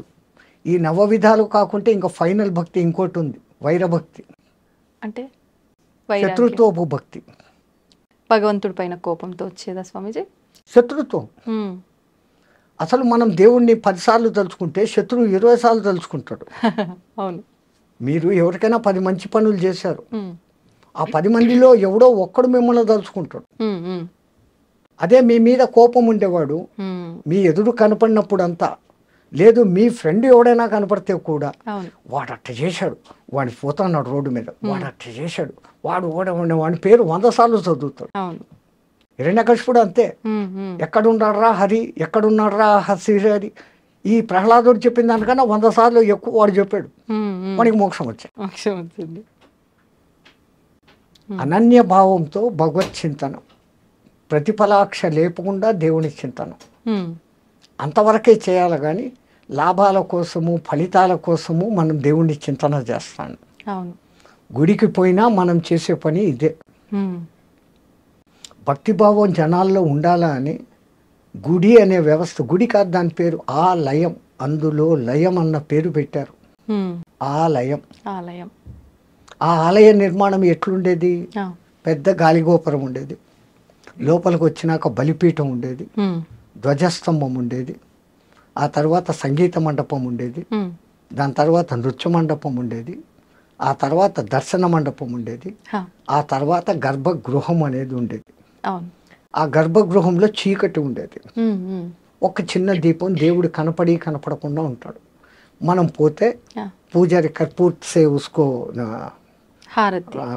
కర్పూరంతో హారతి ఇచ్చినప్పుడు ఆ పైనుంచి ఆ పబ, ఆ దివ్యమంగళ రూపము, ధరించిన ఆయుధాలు, కాళ్ళు అన్నీ చూపించుకొని ఆ చూసిన దాన్ని అంతా కళ్ళ నిండుగా చూసి అక్కడ మళ్ళీ పైన ధ్యాన మండపం అని ఉంటుంది. అక్కడ కాసేపు కూర్చొని ధ్యానించుకో, నువ్వు చూసిన దాన్ని ధ్యానించుకొని మన పెద్దోళ్ళు ఇంత గొప్ప వ్యవస్థ పెట్టినారు. అంటే భగవంతుని దర్శనం తర్వాత కాసేపు గుళ్ళో కూర్చోవాలి అనడానికి అర్థం ఇదేనా స్వామిజీ? అంటే నువ్వు కన్నారా ఏమి చూసినావో, ఏ ఆయుధాలకు ఏ అర్థము, ఎందుకు ఆమె ఆయుధాలు ధరించింది, ఆమె, అతడు, ఆయన.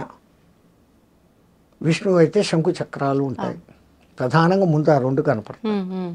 శం ఖం, శుభకరమైన ఆకాశం. ఖం అంటే ఆకాశం, శం అంటే శుభకరం, ఖం అంటే ఆకాశం, మంచి ఆకాశం. ఆ భావనతో నువ్వు చూసినప్పుడు ఆ దేవుని యొక్క సుదర్శనం, మంచి దర్శనం అవుతుంది. సుదర్శనం చక్రం కాదు, సుదర్శనం. అందుకే గజేంద్ర మోక్షంలో కలడు వాడు కలడు లేడు అని ముందు మొత్తుకొని, ఆ తర్వాత ప్రాణములు ఠావులు తప్పే నువ్వును తప్ప ఇహపరంబులను ఎరంగని కావవే వరద అని అడిగినప్పుడు ఆ కరి మొర ఆలకించి ముందు ఆయన పంపింది ఏంది? సుదర్శనం. దానికి ముందు వీనికి దుష్ట దర్శనం, నేను ఆ భార్యలు చూస్తుండారు, నేను రాజును, డామ్ డూమ్ అని ఎగిరినాడు. సుదర్శనమైనప్పుడు జరిగింది, దాని పేరు సుదర్శనం. అట్లాంటి భావనతో నువ్వు చూసి ఆ భావనలన్నీ అనుకొని అక్కడ కూర్చోరాని ఇంత గొప్ప వ్యవస్థ పెట్టారు. మనమంతా ఆలయాలకు పోతుండం. అన్నిటికన్నా మన పెద్దోళ్ళు చెప్పింది, ఆలయం బయటనే చెప్పులు వదిలిపో.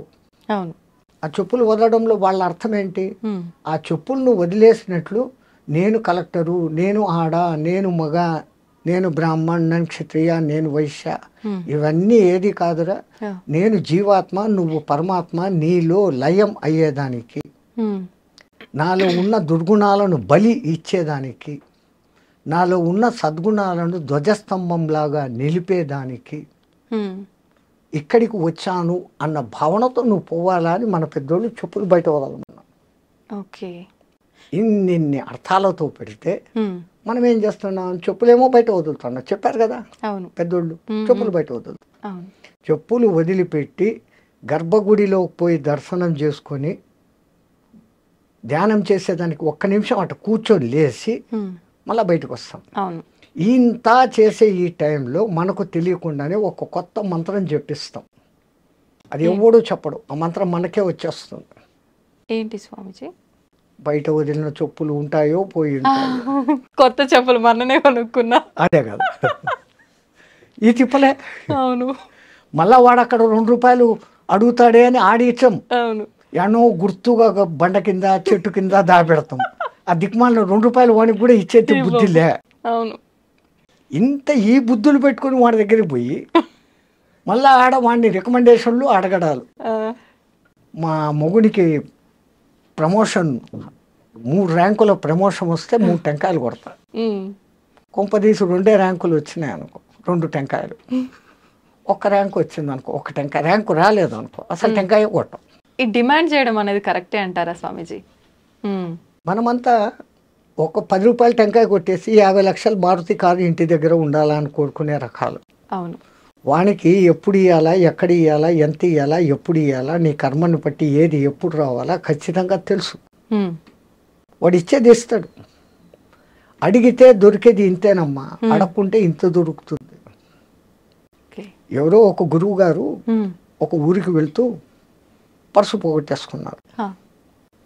ఈ ఊర్లో ఎవరిని అడగాల? ఆయన గొప్ప గురువు, పేరు ప్రతిష్టలు ఉన్నాయి, మానం ఉంది, అభిమానం ఉంది. ఎవడైనా నా ఒక్క శిష్యుడు కనపడితే వాడిని అడగవచ్చు, అర్హుడు కదా అనుకొని చూస్తా పోతున్నాడు. ఆయనకు దూరంలో నిజంగానే ఆయన శిష్యుడు ఒకడు కనపడ్డాడు. అయ్యో మా గురువుగారు వస్తాడారు, ఆయనకి ఏదైనా దక్షిణ ఇస్తే బాగుంటుంది అని ఆయన దగ్గర ఉన్న పెద్ద నోట్ల కట్టలో నుంచి 10 రూపాయలు తీసి పక్కన పెట్టి పై జోబులో పెట్టుకున్నాడు రెడీగా. ఆయన ఎదురు వస్తున్నాడు, ఈయన వస్తున్నాడు. గురుగారు నమస్కారం అని ఆయన చిరంజీవ, అరే నాయన ఒక చిన్న సమస్య వచ్చిందిరా, నేను పక్క ఊరికి పోతే మా ఊరు 100 రూపాయలు టికెట్కు డబ్బులు కావాలరా. వీడు అడిగినాడు కాబట్టి వాడు 1000 ఇవ్వదలుచుకున్నాడు, ఆ 1000లో నుంచి 100 తీసిస్తాడు. వీడు అడగకున్నానంటే అవి ఇచ్చేవాడు. భగవాన్ కా భీ వహీ హోతా హై, దేవునికి కూడా అదే ఉంటుంది. కానీ పెద్దలు ఒక సామెత చెప్తారు కదా స్వామిజీ, అడగంది అమ్మాయిన అన్నం పెట్టదు కదా. అది అమ్మే కాదు, ఆకలి ఎరిగి టయానికి అన్నం పెట్టేది నిజమైన అమ్మ. ఏ అమ్మైనా కానీ అంతే. పిల్లోడు ఆడుకుంటుంటాడు, వాడు తినే టైం అయిందని చెప్పి రా రా అని లాక్కొని వచ్చి కుక్కేస్తుంది. అది తల్లి ప్రేమ, అన్కండిషనల్ లవ్. ప్రపంచంలో అన్ని లవ్లు బుటకం, అన్నిటి వెనకల స్వార్థం ఉంది. తల్లి ప్రేమ ఒక్క దాంట్లోనే నిస్వార్థత ఉంది. పెంపుడు జంతువుల ప్రేమలో కూడా నిస్వార్థత ఉంది. అవి చూపించేంత అఫెక్షన్ మన సొంత బిడ్డలు చూపరు. ఒక కుక్కను మీరు పెంచుతారు, 4 రోజులు ఊరు వదిలి పెట్టిపోయి రండి, ఎట్లా మిందపడి చుట్టూ తిరిగి ఎంత దాని ప్రేమ చూపిస్తుందో. నిజం స్వామిజీ. మన పిల్లలు ఏం చేస్తారు, ఏం తెచ్చినావు నాన్న, బొమ్మలు తెచ్చినావా, చాక్లెట్లు తెచ్చినావా, బిస్కెట్లు తెచ్చినావు, బట్టలు తెచ్చినావా. Exchange, love exchange, money. But unconditional. వాడు కొడుకు మంచోడా చెడ్డోడా, డబ్బులు ఇచ్చాడా ఇలేదా, తల్లి ఆకలి చూస్తుంది. వాడు ఏ సమయంలో ఎవడు 10 మంది కొడుకులు ఎవడు ఏ కూర రుచిగా తింటాడు, ఏది ఎక్కువ తింటాడు, ఏ తక్కువ తింటాడు, ఎవడికి ఏ టైంలో పెట్టాలా, అన్నీ ఆ మహాతల్లి భరించి చూసుకొని చేస్తాను. ఈ ప్రపంచంలో ఇంకా ఉంది అంటే ఒక్కటి తల్లి ప్రేమ, అన్కండిషనల్ లవ్. అందుకే మన పూర్వీకులు మాతృ దేవో భవ అని మొదలు పెట్టినారు. ఆ తల్లి 9 మాసాలు మూసి కంటది, ఆ తర్వాత తన రక్తాన్ని పాలుగా పాసి వానికి వేస్తుంది, వాని మలమూత్రాలు అసహించుకోకుండా ఎత్తుతుంది, వాడిని బాగా జోలలో వేసి నిద్ర పుచ్చి అప్పుడే తింటామని కూర్చొని మొదటి ముద్ద నోట్లో పెట్టుకోగానే ఈ పులియారుగాడు అమ్మ ప్రేమ అన్నం చూస్తుందా బిడ్డను చూస్తుందా అని వాడిని గిచ్చుతాడంట భగవంతుడు. పులియారు మా అంటే గణపతి. వాడు కొయ్య అనగానే ఈమె చేయి వదిలేసి కడుక్కొని లేసిపోతుంది పరిగెత్తే, వాడు అప్పుడే గలీజ్ చేసి ఉంటాడు, తీసి కడిగి శుద్ధం చేసి మళ్ళీ వచ్చి కూర్చొని అప్పుడు తింటుంది. వాడు అనను మొదలు పెట్టంగానే అమ్మ అను, మా అమ్మ అను మొదట అక్షరాలు నేర్పే మొదటి గురువు తల్లి. వానికి అన్నీ కొంచెం తెలిసి వచ్చినాకదో ఈడు మీ నాయన అని చూపిస్తే వాడు నాయన. తల్లి ఎవరిని చూపిస్తే వాడు నాయన, ఇంకోటి కాదు. అట్లాగని వీడి మేమామ లోకంలో బంధుత్వాలు పరిచయం చేసి ఆ లౌకిక విద్య గురువు దగ్గరికి అప్పగిస్తుంది. వాడి అదృష్టం బాగుంటే ఆధ్యాత్మ గురువు తగులితే వాడు పైకి వస్తాడు. మళ్ళీ ఈ తల్లి పెంపకంలో ఎక్కడ లోపం జరిగినా వాడు ఆధ్యాత్మికంలోకి పోలేడు. వాడిని ఆ వయసులో నుంచే ఆధ్యాత్మికం బోధించేది తల్లి, వానికి ఆ టైంలో నుంచే భక్తి బోధించేది తల్లి. లీలావతి కడుపులో వాడు ప్రహ్లాదుడు ఉన్నప్పుడు నారదుడు పక్కకు తీసుకెళ్ళి ఆ భక్తి కథలన్నీ వినిపిస్తే ఆడు విన్నాడు, అంత భక్తుడైనాడు. కడుపులో ఉండడానికి వినిపిస్తే వస్తుందా అని ఎగతాళి చేసిన వాళ్ళు ఇప్పుడు బిడ్డలు మ్యూజిక్ వింటున్నారు, దానికి ఆనందిస్తున్నారా అని ఎక్స్పెరిమెంట్లు చేసి కనిపెట్టినారు.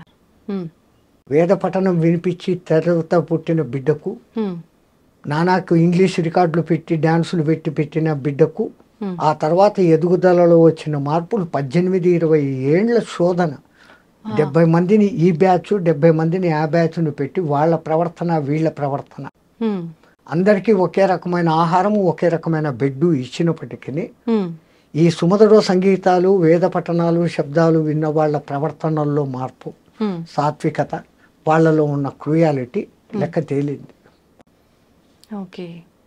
సో మొట్టమొదట మన తల్లులు మారాలి. మై సన్ ఈ studying in English medium, he doesn't know Telugu అనే దిక్కుమాలిన లోకానికి వచ్చాం. ఆ ఇంగ్లీష్ ఏం సేపు చెప్తుంది, ఏ ఫార్ యాపిల్ తిండి తిను, బీ ఫార్ బ్యాటు, కొట్టుకో, తలకాయ బోలు కొట్టుకో, ఆడుకో. అంతే. తర్వాత పిల్లులు, కుక్కలు, C for cat, D for dog, E for elephant, మదము, ఎఫ్ ఫార్ ఫాక్స్, చెడ్డబుద్ధుడు. ఇయా మరి మీ తెలుగు భాషలో ఏం నేర్పిస్తారు? ఆ అమ్మ.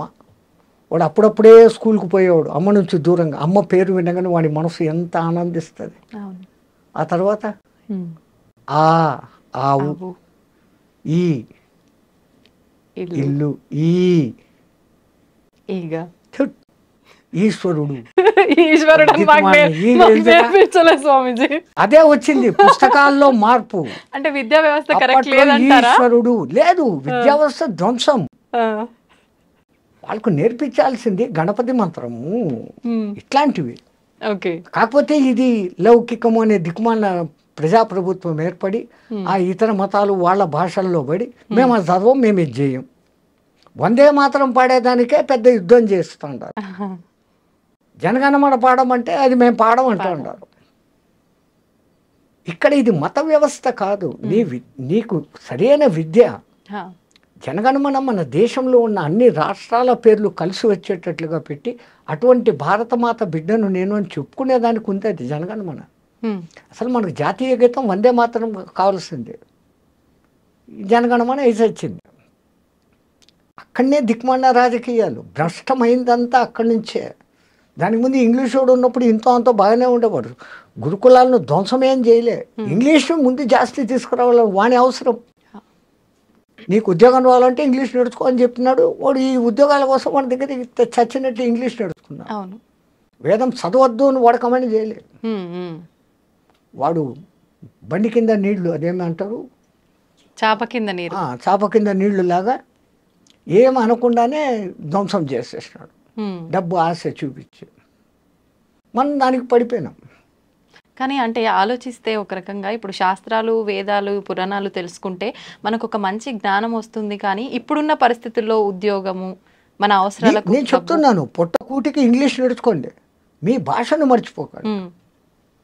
అసలు అవమానకరమైన విషయం ఏంటమ్మా, ఎవడైనా ఇంకో దేశస్థుడు వచ్చి నీ దేశ భాష ఏదే నన్ను అడిగితే నేను సిగ్గుతో తల వంచుకోవాలి. నా తెలుగు, నా తమిళ్, నా కన్నడం, నా మరాఠీ, నా కేరళ, నా మలయాళం, నా బెంగాలీ, నా అస్సామీ, ఎవడు ఇదే అంటున్నాడే తప్ప నా దేశ భాష అని చెప్పుకునేకి లేదు. అంతటి మహత్తరమైన సంస్కృతము మనం మర్చిపోయినాం. కంపల్సరీ మస్ట్ అండ్ షుడ్ సంస్కృతం నేర్చుకోవాలి. కష్టము అనుకున్నాను. ఆ సంస్కృతానికి బిడ్డ హిందీ. దేశాన్ని ఒక్క బంధంలో నిలబెట్టగలిగింది అదొక్కటే. దేశ భాష లేదు మనకు, పేరుకుంది హిందీ అని. కానీ ముందు ఇంగ్లీష్లో రాస్తాడు, మళ్ళీ వాడిని లోకల్ భాషలో రాస్తాడు. ఆ హిందీని అన్నం మూల ఇంత సన్న అక్షరాలతో రాస్తాడు, చీమల్లా కనపడకుండా. వ్యవస్థ. తల్లిని మించిన దైవం లేదు అంటుంటారు కదా, మరి అంటే భగవంతుడి కన్నా తల్లే గొప్పదా? లేదు తల్లిని మించిన దైవమే లేదు అంటున్నారు, భగవంతుని కంటే కూడా తల్లే గొప్పదా అంటే ఏం చెప్పొచ్చు? అసలు దేవుడు ఉన్నాడో లేదో నీకు తెలియదు, కానీ దేవుడు ఉన్నాడు అని చెప్పేవాళ్ళలో ఇద్దరు. మొదటిది తల్లి, ఆ తర్వాత జ్ఞానము కొంచెం వచ్చినాక చెప్పేవాడు జ్ఞాన గురువు. తో గురు బినా విద్యా నహి అన్న మాట అందుకే వచ్చింది. దేవుడు గురువు ఇద్దరు నడిచొస్తుంటే నువ్వు ఎవరికి నమస్కారం పెడతావు అని రామదాసును, తుకారం లాంటి వాళ్ళని అడిగితే నా గురువుకే పెడతాను ముందు, దేవుడు ఏంటి లెక్క.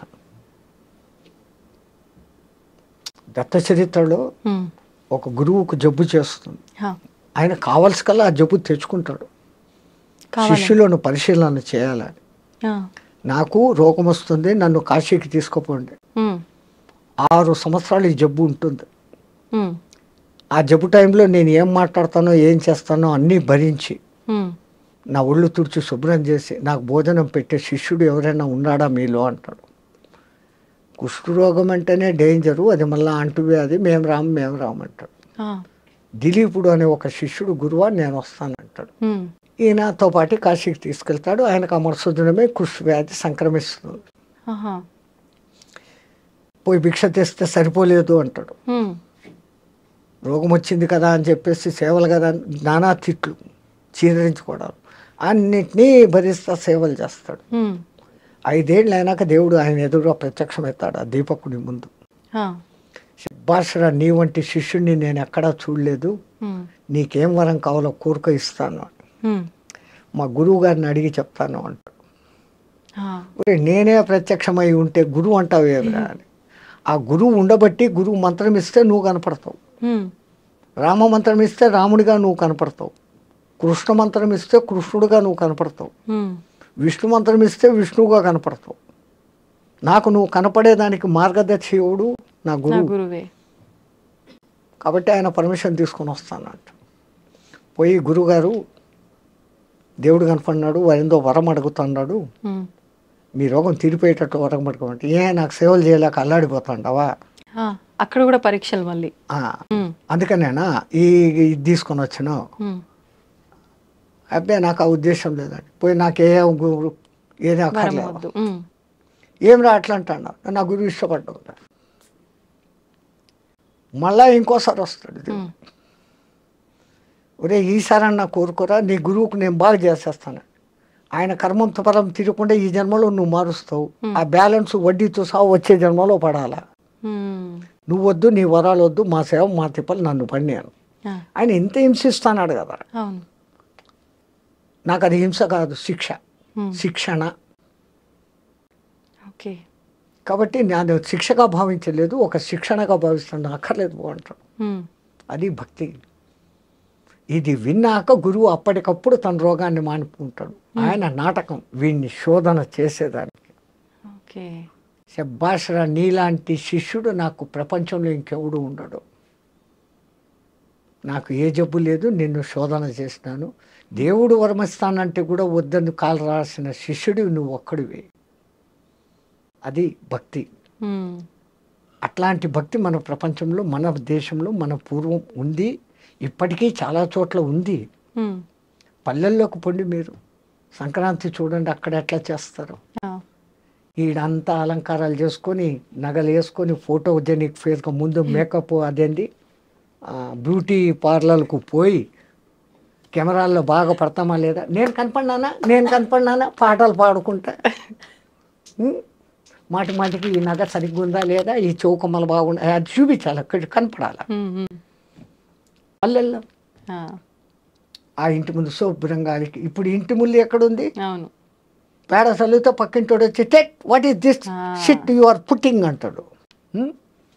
అక్కడ శుభ్రంగా పేడతో అలికి రంగవల్లులు వేసి ఆ గొబ్బెమ్మలు పెట్టి వాళ్ళు ఆనందంగా పాటలు పాడతా అంటే, వాళ్ళు ఏ మేకప్పులు వేసుకోరు, ఏదో కొత్త బట్టలు కట్టుకుంటారు, వాళ్ళకు శక్తి ఉన్నంతలో. వీళ్ళ దానికి మళ్ళా అక్కడ ఏ డ్రెస్సు సెటప్, దానికి మ్యాచింగులు, చెత్తలు చెదారాలు, మళ్ళీ బ్యాగ్ కూడా ఉండాలి, అది కూడా మ్యాచింగ్, అది కూడా కనపడాలి, దాన్ని ఊపుతూ అది కూడా చూపిస్తాను, నేను చూస్తా అంట, కనపడతా అంట. పల్లెల అందం పరమానందం, వద్దు బాబు మాకి పట్టణ జీవితం, పల్లెలోళ్ళు పాడతారంట. ఆ పల్లెల్లో ఉన్న అందము ఈ దిక్కుమాలిన అపార్ట్మెంట్లలో పక్కింట్లో ఎవడు ఉండడో మనకు తెలుసు. పల్లెల్లో ఇప్పటికీ కూడా ఎవరిని అడ్రస్ అడిగితే కూడా ఈ వచ్చినోడికి ఇంకోడు వాడు ఏదో పని మీద పోతాన్నా వెనక్కి వచ్చి, రే బావా నీకోసం ఎవరో వచ్చారా, మామ నీకోసం ఎవరో వచ్చారు, అంత వరుసలు కలిపేస్తారు, ఎంత క్లోజ్నెస్.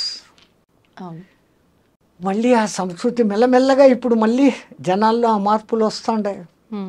భక్తి కూడా నిజంగా చాలా పెరిగింది. ఆ 5 టీవీ వల్ల TV5 అదేందో ఉంది, వాళ్ళు ఆ దీపోత్సవం అని మొన్న కార్తీక దీపోత్సవం పెట్టారు, ప్రతి సంవత్సరం పెడతా ఉంటారు. ఎంత అద్భుతంగా జరుగుతుంది, అన్ని లక్షల నెయ్యి దీపాలు పెరిగితే వాతావరణం ఎంత ప్యూరిఫికేషన్ అవుతుంది. కోర్స్ అక్కడ కొంచెం ఈ కెమెరా హంగులు బంగులు లైట్లు ఉన్నాయిలే, కానీ భక్తి భావం అక్కడ ఉంది. పాటలు మాటలు, వచ్చిన వక్తల ఉపన్యాసాలు, ఎక్కడే కానీ దిక్కుమాలి మ్యూజిక్లు, సినిమా పాటలు లేవాడ, ఆ విగ్రహాలు, ఆ సెట్టింగులు, కనీసం మనం ఏదో ఒక లోకంలోకి పోయినంత ఆనందంగా ఉంటుంది. స్వామీజీ, ఇప్పుడు ఇది కలియుగం కదా, అంటే కలి యొక్క అంటే ప్రవర్తన వల్ల, ప్రభావం వల్లే ఇదంతా జరుగుతోంది అని చెప్పి కొంతమంది అంటారు, అది కాదంటారా? కలి ప్రభావం ఇప్పుడే ఉంది, దుష్టత్వం పెరిగింది అనుకుంటే అంతటి సత్యయుగంలో కూడా మధుకైటబులు ఉన్నారా, రావణ కుంభకర్ణులు ఉన్నారు, కంసుడు శిశుపాలుడు ఉన్నారా? దుష్టత్వము శిష్టత్వము అనేది రెండు మనలోనే ఉన్నాయమ్మా. ఇట్ ఈజ్ ఏ రూపాయి కాయిన్. ఒక దిక్కు సింహం బొమ్మ, ఒక దిక్కు రూపాయ అని రాసి ఉంటే దానికి వాల్యూ. అది లేకుండా రెండు దిక్కులు సింహం బొమ్మ ఉంటే మార్కెట్లో అది చెల్లదు. అట్లాగానే మీరు బాగా ఎండలో తిరిగేసి వచ్చి ఏసీ రూమ్లో కూర్చుంటే ఆ ఏసీ ఆన్ చేసి ప్రాణానికి హాయిగా ఉందయ్యా అంటారు. మీరు పుట్టినప్పటి నుంచి centrally air condition along with latrine bathroom AC రూమ్లో మిమ్మల్ని పెంచి ఉంటే నేను ఏసీని సుఖం అనుభవిస్తున్నాను అన్న భావన మీకు వస్తుందా? రాదు. ఆ ఎండను చూసినప్పుడు కదా ఇది వచ్చింది. అవును, కష్టం ఉన్నప్పుడే సుఖం విలువ తెలుస్తుంది. అలాగే ఒక చెడ్డ కంపు వాసన చూశారు, ఆ తర్వాత గులాబీ దగ్గర వాసన చూశారు. ఆహా కంపు నుంచి గులాబీ శ్వాసన అంటారు. సో అది ఉండబట్టి మీకు దీని విలువ తెలుసు. అది లోకంలో ఉండాల్సిందే, ఇది ఉండాల్సిందే. టు కంపేర్, దాన్ని చూసుకొని అలా ఉండకూడదు, ఇలా ఉండాలా. ఈ రెండిటికి విచక్షణ అనేది దేవుడు నీకు ఇచ్చాడు, దాన్ని నువ్వు వాడుకో. ఏ యుగమైనా ఏ కాలమైనా పేరుకు కలికాలం అంటే ఇట్లే ఉంటుంది అని అంటాం. 12 రూపాయల జీతం వచ్చేటప్పుడు తులం 90 రూపాయలు. వాడికి ఆ ఒక్కొక్క రూపాయి 90 రోజులు మిగలబెడితే తప్ప ఒక్క తులం వాడు కొనలేడు. ఇప్పుడు 70,000 జీతము, తులం 90,000.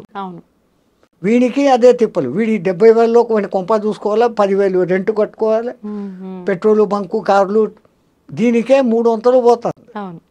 రేట్లు పెరుగుతాయి, హో అని ఏడుస్తున్నాం. జీతాలు పెరిగినాయని సంతోషిస్తున్నాం. అప్పటిది ఇప్పటిది రెండు ఒకటే. రూపాయికి 2 చాటాల బియ్యం అప్పుడు వస్తా ఉండేది. ఇప్పుడు ఏమైతుంది? అదే పైలే ముఠ్ఠీ భర్ पैसे लेकर जाकर थैली भर सब्जी लाते थे, अब थैला पर पैसा जाता है, मुट्ठी भर सब्जी नहीं आता है అని ఒకడు పాట పాడతాడు. महंगाई महंगाई तू कहाँ से आई, तुझे तो मौत न आई. సంచి నిండా డబ్బులు తీసుకుని పోతే పిడికడి నిండా కాయగూరలు రావడం లేదు. ఒకప్పుడు పిడికడకు నువ్వు కాసులు తీసుకొని వెళితే సంచి నిండా కాయగూరలు వచ్చేటి.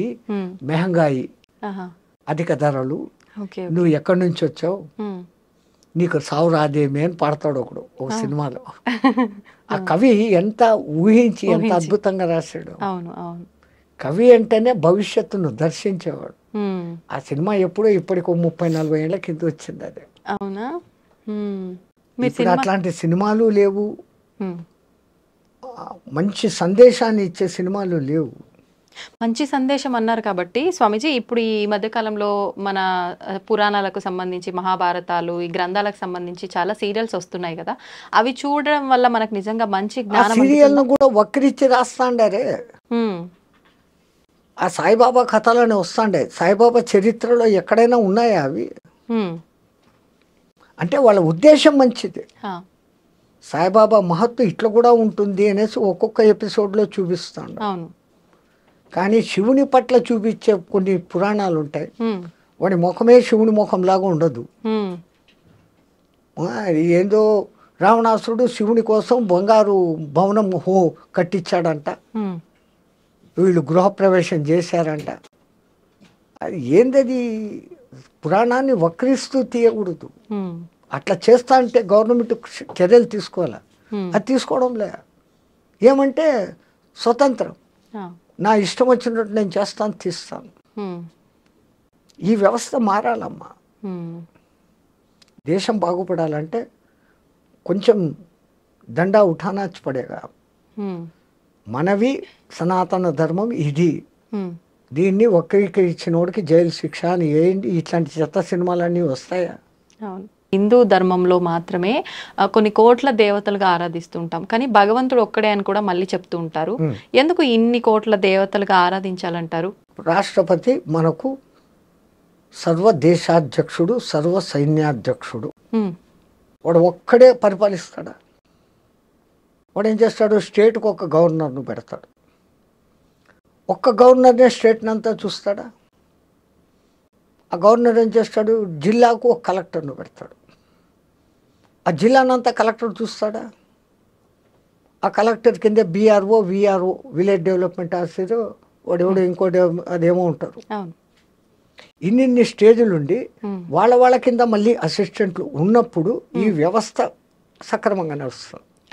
ఇది గవర్నర్ రాష్ట్రపతి వ్యవస్థ.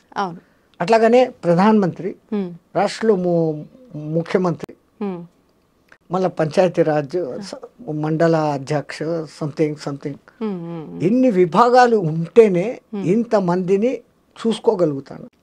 మళ్ళీ దాంట్లో అగ్రికల్చర్ డిపార్ట్మెంట్ చూసుకునేవాడు ఒకడు, ఎలక్ట్రికల్ డిపార్ట్మెంట్ చూసుకునేవాడు ఒకడు, పౌర సంబంధాలు చూసేవాడు ఒకడు, హోమ్ మినిస్ట్రీ ఒకడు, పోలీస్ డిపార్ట్మెంట్ ఒకడు, వైద్యాధికారి ఒకడు, ఇంతమంది మినిస్టర్లు. వీళ్ళందరూ ఎవరి కింద పనిచేస్తున్నారు?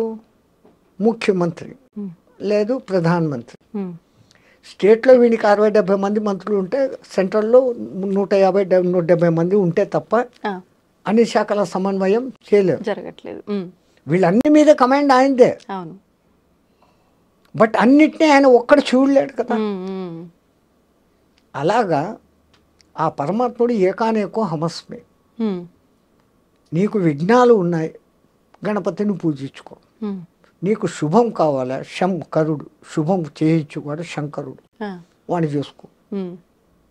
నీకు శంకలు ఉన్నాయి, ఆ శంకలు తీర్చుకోవాలా, శంకరుణ్ణి ప్రార్థించు. శంకహరుడు, శంకరుడు అంటే కష్టాలు, శంకలు, డౌట్స్ ఓకే ఓకే, అవి తీర్చేవాడు శంకహరుడు. శంక లేకుండా నిశ్శంక చేసినాడు అంటాడు.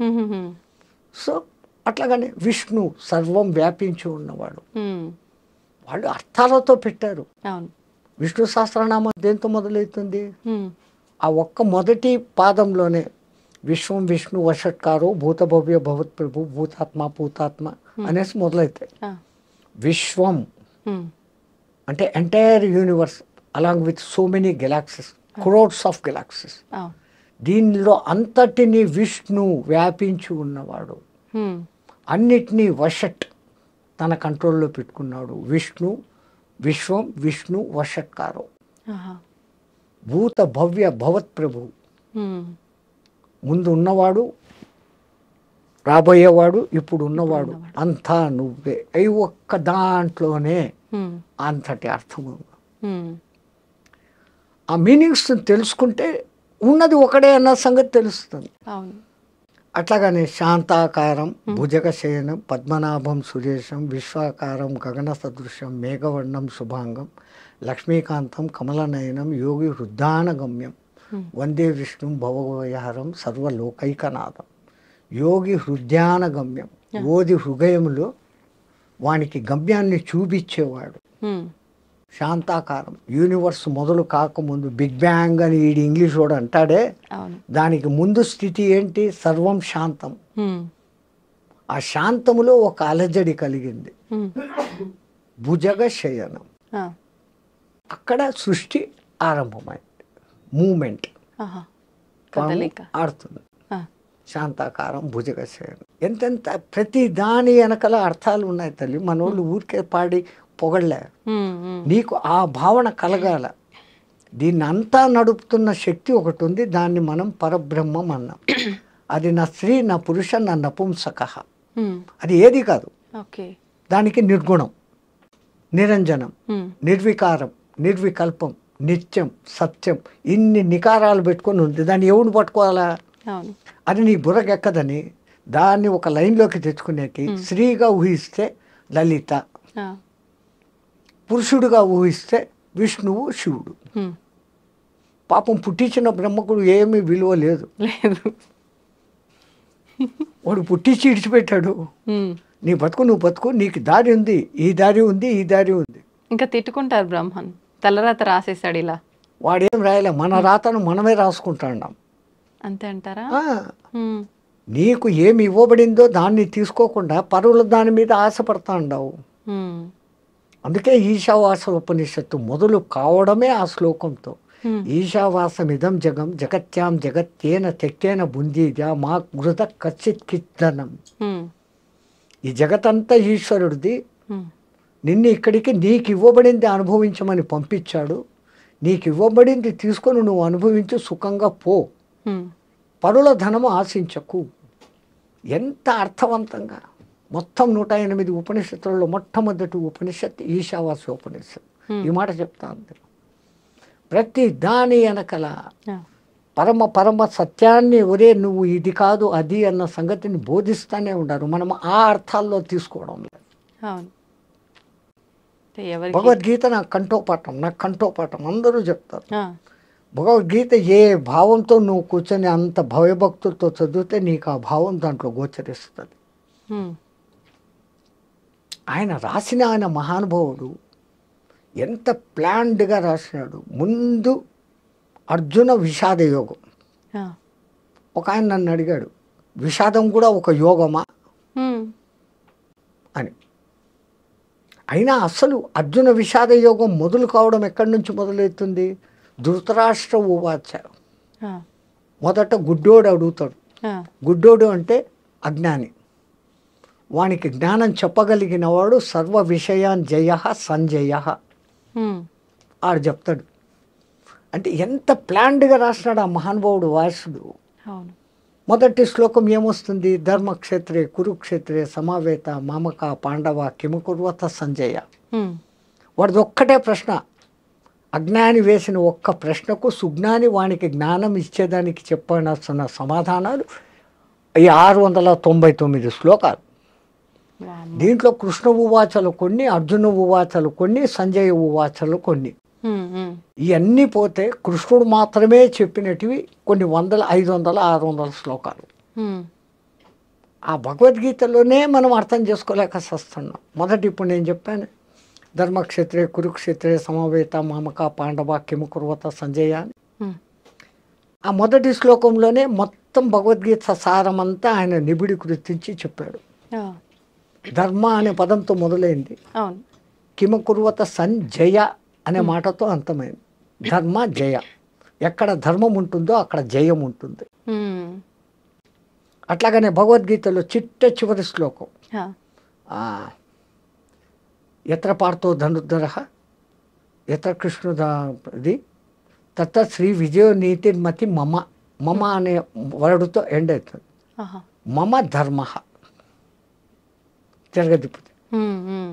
అంటే సంస్కృతంలో భాషను తిరగదిప్పాల. ఈ తెలుగులో 13 అంటారు, 13. కానీ సంస్కృతంలో త్రయోదశి. ముందు 3 వస్తుంది, మళ్ళీ ఇది వస్తుంది. అట్లాగా 14 చతుర్దశి అని వాడు అంటాడు సంస్కృతంలో. మనం 10, 4, 14 అంటాం. ముందు దశాంశం చెప్తాం, మళ్ళీ ఏకాంశం చెప్తాం. అది ఏమది ఏకాంశమో ఏమో అంటారు, అది చెప్తాం. సో సంస్కృతంలో కొన్ని పదాలు ముందుకు వెనక్కు పెట్టుకోవాలి. అట్లాగనే ఒకప్పుడు పంజాబ్ను పరిపాలించే మహారాణి హోల్కల్ బాయ్ మహారాణి అని ఉండేది. ఆమె మహాజ్ఞాని. ఒకసారి పండిత సదస్సు పెట్టింది. ఆ సదస్సులోకి వచ్చిన వాళ్ళు అష్టావక్ర గీత అంత గొప్పది లేదు అని ఒకడు, శివగీత అంత గొప్పది లేదని ఒకడు, రామగీత అంత గొప్పది లేదని ఒకడు, భిక్షు గీత అంత గొప్పది లేదని ఒకడు. ఇట్లా ఒక్కొక్క గీత గురించి చెప్పుకుంటూ వస్తున్నారు. ఒక ఆయన లేసి, అమ్మ నువ్వు జ్ఞానివి, ఇవన్నీ వింటాండావు, అన్ని గీతలకు మించిన గీత బ్రహ్మ గీతను మార్చే గీత భగవద్గీత, దానికి మించింది ఏముందమ్మా అన్నాడు. అవును ప్రభు, నేను చదివినా కానీ దాని సారం నా బుద్ధికి ఎక్కడంలే. నువ్వు గీత గురించి ఇంత చెప్పినావు కదా, నాకు ఒకసారి గీత వినిపించు అన్నాడు. నువ్వు ఇంత పండితురాలు, నీకు నేనేందమ్మా వినిపించేది? ఎవడైనా తప్పు లేదు, చిన్న పెద్ద లేదు, జ్ఞానం ఎక్కడుంటే మన దగ్గర తీసుకోవాలి, చెప్పండి. నేను చెప్పలేను తల్లి, నా చేత కాదు, ఎవరు నాకు చెప్తారు, నాకు తపన ఉంది, నేను ఎన్నోసార్లు గీత చదివా, కానీ ఎవడి నోటి నుంచి వింటే నేను దాన్ని పట్టుకోగలను, ఆ పట్టు నాకు చిక్కడంలే. ఎవరు నాకు చెప్తారు? కాశీలో ఎవరైనా ఉంటారమ్మా పెద్ద పెద్ద పండితులు, మీరు కాశీకి బండి ఆయన ఎవనో పట్టుకరండి అని. వీళ్ళు బండి వేసుకొని పోయినారు. పంజాబ్ ఎక్కడ, కాశీ ఎక్కడ పోయినా. ఆడే ఎంక్వైరీ చేస్తారు, నాయన ఎవరయ్యా భగవద్గీత గురించి బాగా చెప్తారు. అదో ఆ 90 ఏళ్ళ ముసలాయన ఉంటాడు చూడు, 10వ సంవత్సరం నుంచి భగవద్గీత తప్ప రెండో పుస్తకం చదవడం లేదు ఆయన. భగవద్గీతకు ఎవరు ఎంతమంది భాష్యాలు రాశారో అవన్నీ పెట్టుకొని ఉన్నాడు. ఆయనకు తెలిసినంత ప్రపంచంలో భగవద్గీత గురించి ఎవరికి తెలియదు. షబ్బాష్, మా మహారాణికి ఇట్లాంటి వాడే కావాలి. ఆయన దగ్గరికి పోయి, అయ్యా మా మహారాణి గారు మీ నుంచి భగవద్గీత వినదలుచుకున్నారు, ఆమె గీత తెలుసు, వినదలుచుకున్నారు. ఆడు బ్రాహ్మణుడు. ఈ బ్రాహ్మణులకు ఒక ఇది ఉంది, బ్రాహ్మణో దక్షిణ ప్రియ బ్రాహ్మణో భోజన ప్రియ అని అంటారు, తప్పుగా అనుకోకండి. ఈడు రాణి అనే పేరు వినంగానే ఆహా నాకు రాచవిందు భోజనాలు, ఈ గీతను సాగదీసి ఒక 1-2 నెలల్లో చెప్పినాను అనుకో, అన్ని రోజులు రాజభోగాలు రాజతిండి, ఇంకా పోయేటప్పుడు రోజు హారతి దక్షిణాలు పడతాయి, వెళ్ళేటప్పుడు మహారాణి భూరి దక్షిణ ఇస్తుంది. ఓ నాయన అలాగే.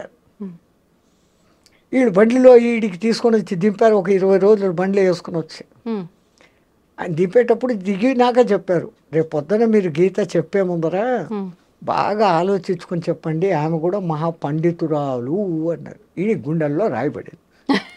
వామ్మో ఇంక ఇది ఎట్టరా చెప్పాలన్నా, రే నాకు 10 దినాలు టైం అయింది. ఆ ఉపనిషత్తుల్లో గీత ఎక్కడుంది, ఈ ఉపనిషత్తులు ఈ కొటేషన్ అంతా 10 దినాలు రాసుకున్నాడు. ఇంకా నాకు ఎదురు లేదు అనుకున్నాడు. కాశీ నుంచి వచ్చిన పండితుడు ఎవడో చెప్తాడా అని సభ అంతా నిండిపోయింది. వీడు సభలోకి రాగానే ఓ ఈ పొద్దు సాయంత్రం దక్షిణాలే పడిపోతాయి మనకు, హ్యాపీ అనుకున్నాడు. మహారాణి గారు వచ్చారు. ఈయన వ్యాసపీఠం తెరిచి, మహారాణి గీత చెప్తున్నాను, మహానుభావ నాకు అదే కావాలో చెప్పు అన్నాడు. ధర్మక్షేత్రే కురుక్షేత్రే అన్నాడు. ఆహా నా జన్మ ధన్యమైంది మహారాజా, అదే పండిత, నాకు గీత ఇప్పుడు నాకు గీత అర్థమైంది మీ నోటితో విన్నాక. పుస్తకం మూసేయండి అని. వీడు తుస్సు 40 రోజులు బాగా మెక్కుతాము, రోజు దక్షిణ తీసుకుందాము అనుకుంటే ఇట్లా ఆయనే ఒక లైన్కి మండిపోయి అధ్యాయం చ శ్లోకం చ శ్లోక పాదమేవ చ ప్రతిదినం పటే 10 వర్ష సహస్రాన్ని చంద్రలోకం అవాప్నోతు అని ఉందమ్మా. రోజు ఒక అధ్యాయం కానీ, రోజు ఒక శ్లోకం కానీ, కనీసం అర్ధ శ్లోకం కానీ ఎవరైతే చదువుతూ జీవితం చాలిస్తారో వాడు చంద్రలోకంలో 10,000 సంవత్సరాలు సుఖంగా ఉంటాడు అని ఉంది ఫలశ్రుతి. నేను అర్ధ శ్లోకం కూడా చెప్పలే, నీకేం అర్థమైంది అన్నాడు. ఆమెకు వీడి బాధ అర్థమైంది. అరే వీడు బాధపడుతున్నాడు అని. మహారాజ్ పండిత, నువ్వు మా గోశాలకు వచ్చి ఎన్ని ఆవులు ఏలు పెట్టి చూపిస్తావో అన్ని ఆవుల కొమ్ములకు బంగారు మూటలు కట్టి నీకు ఇస్తానయ్యా, నా జన్మ ధన్యం చేసినావు నువ్వు అని. ఇప్పుడు వీడికి పైసలది సమస్య పోయింది. 1000 గోవులు అడిగితే 1000 గోవుల కొమ్ములకు బంగారు మూటలంటే ఇంకేం కావాలి, వీడు ఒక చిన్న రాజ్యం పెట్టుకోవచ్చు. డబ్బు పోయింది కానీ వీడిలోని ఈగో లేసింది. దిక్కుమాలింది 90 ఏళ్ళుగా నేను చదివిస్తా అంటే నాకు అర్థం కాని గీత ఈ 4 పదాలతో ఏం అర్థమైంది. అమ్మ ఏమనుకోమాక, నేను 80-85 ఏళ్ళుగా గీత తప్ప రెండోది చదవలే. ఇన్నేళ్ల బట్టితో చదువుతా అంటే కూడా నాకు గీత ఇప్పటికి బుర్రకెక్కలే. నేను చెప్పింది 4 పదాలు నీకు ఎట్లా అర్థమైందమ్మా? ఏం లేదమ్మా, ఆ 4 పదాలదే అటు ఇటు మార్చుకున్నాను మహాస్వామి అనేది. ఏంది అన్నాడు. ధర్మ క్షేత్రే కురు క్షేత్రే, క్షేత్రే ధర్మం కురు. నువ్వు ఏ క్షేత్రానికి పోయినా నీ హృదయ క్షేత్రంలో నువ్వు పాటించవలసిన ధర్మాన్ని పాటించు. ఇదే కదా భగవద్గీతలో మొత్తం కృష్ణుడు చెప్పింది. ఆమె గ్రహింపు ఆ స్థాయిలో ఉంది. సో గీతలో ఒక్క శ్లోకానికి ఇంత పొడుగు చెప్పచ్చు. ఎవడు చదివిన భావం అది. దుర్యోధనుడు తెలివి తక్కువడు మూర్ఖుడు అని రాజకాంక్ష ఉన్నోడు అంటాం. ఎంతటి తెలిపరుడు జ్ఞాని అంటే వాడు. సర్వసైన్యాధ్యక్షుడు అనే భీష్ముడు ఆడుంటే ఆడు వినేటట్లు గురువైన ద్రోణాచార్యుని దగ్గరకు వచ్చి, అదో అవతల పక్ష సైన్యంలో సైన్యాధ్యక్షుడు నిన్ను చంపేందుకే పుట్టినోడు ఎగదోస్తున్నాడు, నా దిక్కు సైన్యము అపర్యాప్తం భీష్మాభిరక్షితం, పర్యాప్తం బలం భీమాభిరక్షితం. ఈ పర్యాప్తం అపర్యాప్తం అన్న పదాల్లోనే గడిబిడైపోయింది. పర్యాప్తం అంటే చాలినంత అని ఒక అర్థం ఉంది, అపర్యాప్తం అంటే చాలనంత అని ఉంది. అపర్యాప్తం అంటే లెక్కలేనంత అని ఒక అర్థం ఉంది, పర్యాప్తం అంటే చాలా కొద్ది సంఖ్య అనే అర్థం ఉంది. అందున ఏమంటాడు, మదక్తే చచ్చ జీవితాహ, నా కోసం సచ్చేదానికి సిద్ధంగా ఉండారు. మీ తెలుగులో ఉంది కదా, శుభం పలకరా, ఆ సామెత చెప్పకూడదు. అట్లా వాడి చావు వాడే కోరుకున్నాడు. ఒక్క భీష్ముడిని రక్షించుకుంటే మళ్ళీ ఆ భీష్ముడు వినాలా, సర్వసైన్యాధ్యక్షుడు, స్వచ్ఛంద మరణ సంపన్నుడు. కాబట్టి ఆడు ఈనాలో ఆయనకి పౌరుషం లేపాలి, ఈయనకి పౌరుషం లేపాలి. ఎంత ప్లాన్డ్ వాడు, తక్కువడు కాదు. కానీ తన నోటితో స్వయంగా తప్పుగా చెప్పుకున్నాడు. మహాత్ముడు ఆ కాళహస్తి స్వామి విద్యాప్రకాశానందగిరి, ఆయన రాశాడు గీతా మకరందం. అద్భుతమైన గీతకు భాష్యము ఆయన రాసినట్లుగా నేను చదివిన పుస్తకాలలో ఇంకెవరూ రాయలే. అంత అద్భుతంగా రాసినాడు ఆ మహానుభావుడు. గీతా మహత్యమైంది, గీతకున్న 18 పేర్లేంది, అసలు గీతలో ఎంతమంది కృష్ణులు ఉన్నారు. కృష్ణులు తమాషా తెలుసా, చాలా మంది మాకు వచ్చి గీత తెలుసు గీత తెలుసు అంటే నేను ఒకటే అడుగుతాను, మరి మీకు గీత తెలుసు అంటున్నారు, గీత ఎంతమంది కృష్ణులతో సంబంధం ఉంది? అందరూ చెప్పేది కృష్ణుడు చెప్పాడు, అర్జునుడు విన్నాడు. కృష్ణుడు చెప్పాడు అని ఎక్కడైనా భగవద్గీతలో ఉందా? భగవాన్ ఉవాచ, భగవాన్ ఉవాచ అని వస్తుంది కానీ శ్రీకృష్ణ ఉవాచ అని ఉండదు. సంజయ ఉవాచ అని ఉంటుంది, అర్జున ఉవాచ అని ఉంటుంది, ధృతరాష్ట్ర ఉవాచ అని ఉంటుంది. ఇది తప్ప కృష్ణుడు చెప్పినప్పుడు అంతా భగవాన్ ఉవాచ అని ఉంటుంది. పోనీ అక్కడ చెప్తున్నది కృష్ణుడే, ఇంకా మిగతా 4 మంది కృష్ణులు ఎక్కడ ఉన్నారు? వింటున్న అర్జునుడు కూడా కృష్ణుడే, ఎందుకంటే వానికి 10 పేర్లు ఉన్నాయి. అర్జున పల్గొన్న పార్థ కిరీటి భీభత్సుడు విజయ సవ్యసాచి కృష్ణ, 10 పేర్లు ఉన్నాయి వానికి. ఆ 10 పేర్లలో వాని పేరు కృష్ణ. కృష్ణ అంటే నిజమైన అర్థము సర్వ ఆకృష్ట ఉత్కృష్ట రూపం, ఇది కృష్ణం. అసలు మనం కృష్ణ అని పలకకుండా కృష్ణ అని పలుకుతున్నాం. కృష్ణ అని పలకాల స్వామిజీ? కృష్ణ కృతజ్ఞుడు అంటారు, అప్పుడు క్రు అంటున్నారు. కృపాచార్యుడు అంటున్నారు, అప్పుడు క్రు అంటున్నారు. ఇస్కి పాస్ ఆకర్ కృష్ణ క్యూ బోల్తే హో, ఇక్కడికి వచ్చి నేను కృష్ణ కృష్ణ అని ఎందుకంటారు? కృష్ణ కృష్ అనంతం, నం ఇచ్చువాడు కృష్ణ, అంతటి అర్థమైన పేరు. సరే అర్జునుడు దొరికాడు. ఇంక 3వవాడు జెండాపై కపిరాజు, హనుమంతుల వారికి కూడా కృష్ణ అనే పేరు ఉంది. ఆయన అసలు పేరు సుందరుడు, సర్వాకృష్ట సుందర రూపం. వాళ్ళ అమ్మ పెట్టిన పేరు, అంజనీ మాత వానికి పెట్టిన పేరు సుందర కృష్ణ. ఆయన రూపం అందరినీ ఆకర్షించేంత రూపం, అది కృష్ణ. 3వ కృష్ణుడు దొరికాడు. ఇంకా 4వ కృష్ణుడు ఎక్కడున్నాడు? ద్రౌపది. ఆమె కోసమే యుద్ధం వచ్చింది కదా. అవును, ద్రుపదరాజ పుత్రిక కాబట్టి ద్రౌపది, పాంచాల రాజు కూతురు కాబట్టి పాంచాలి.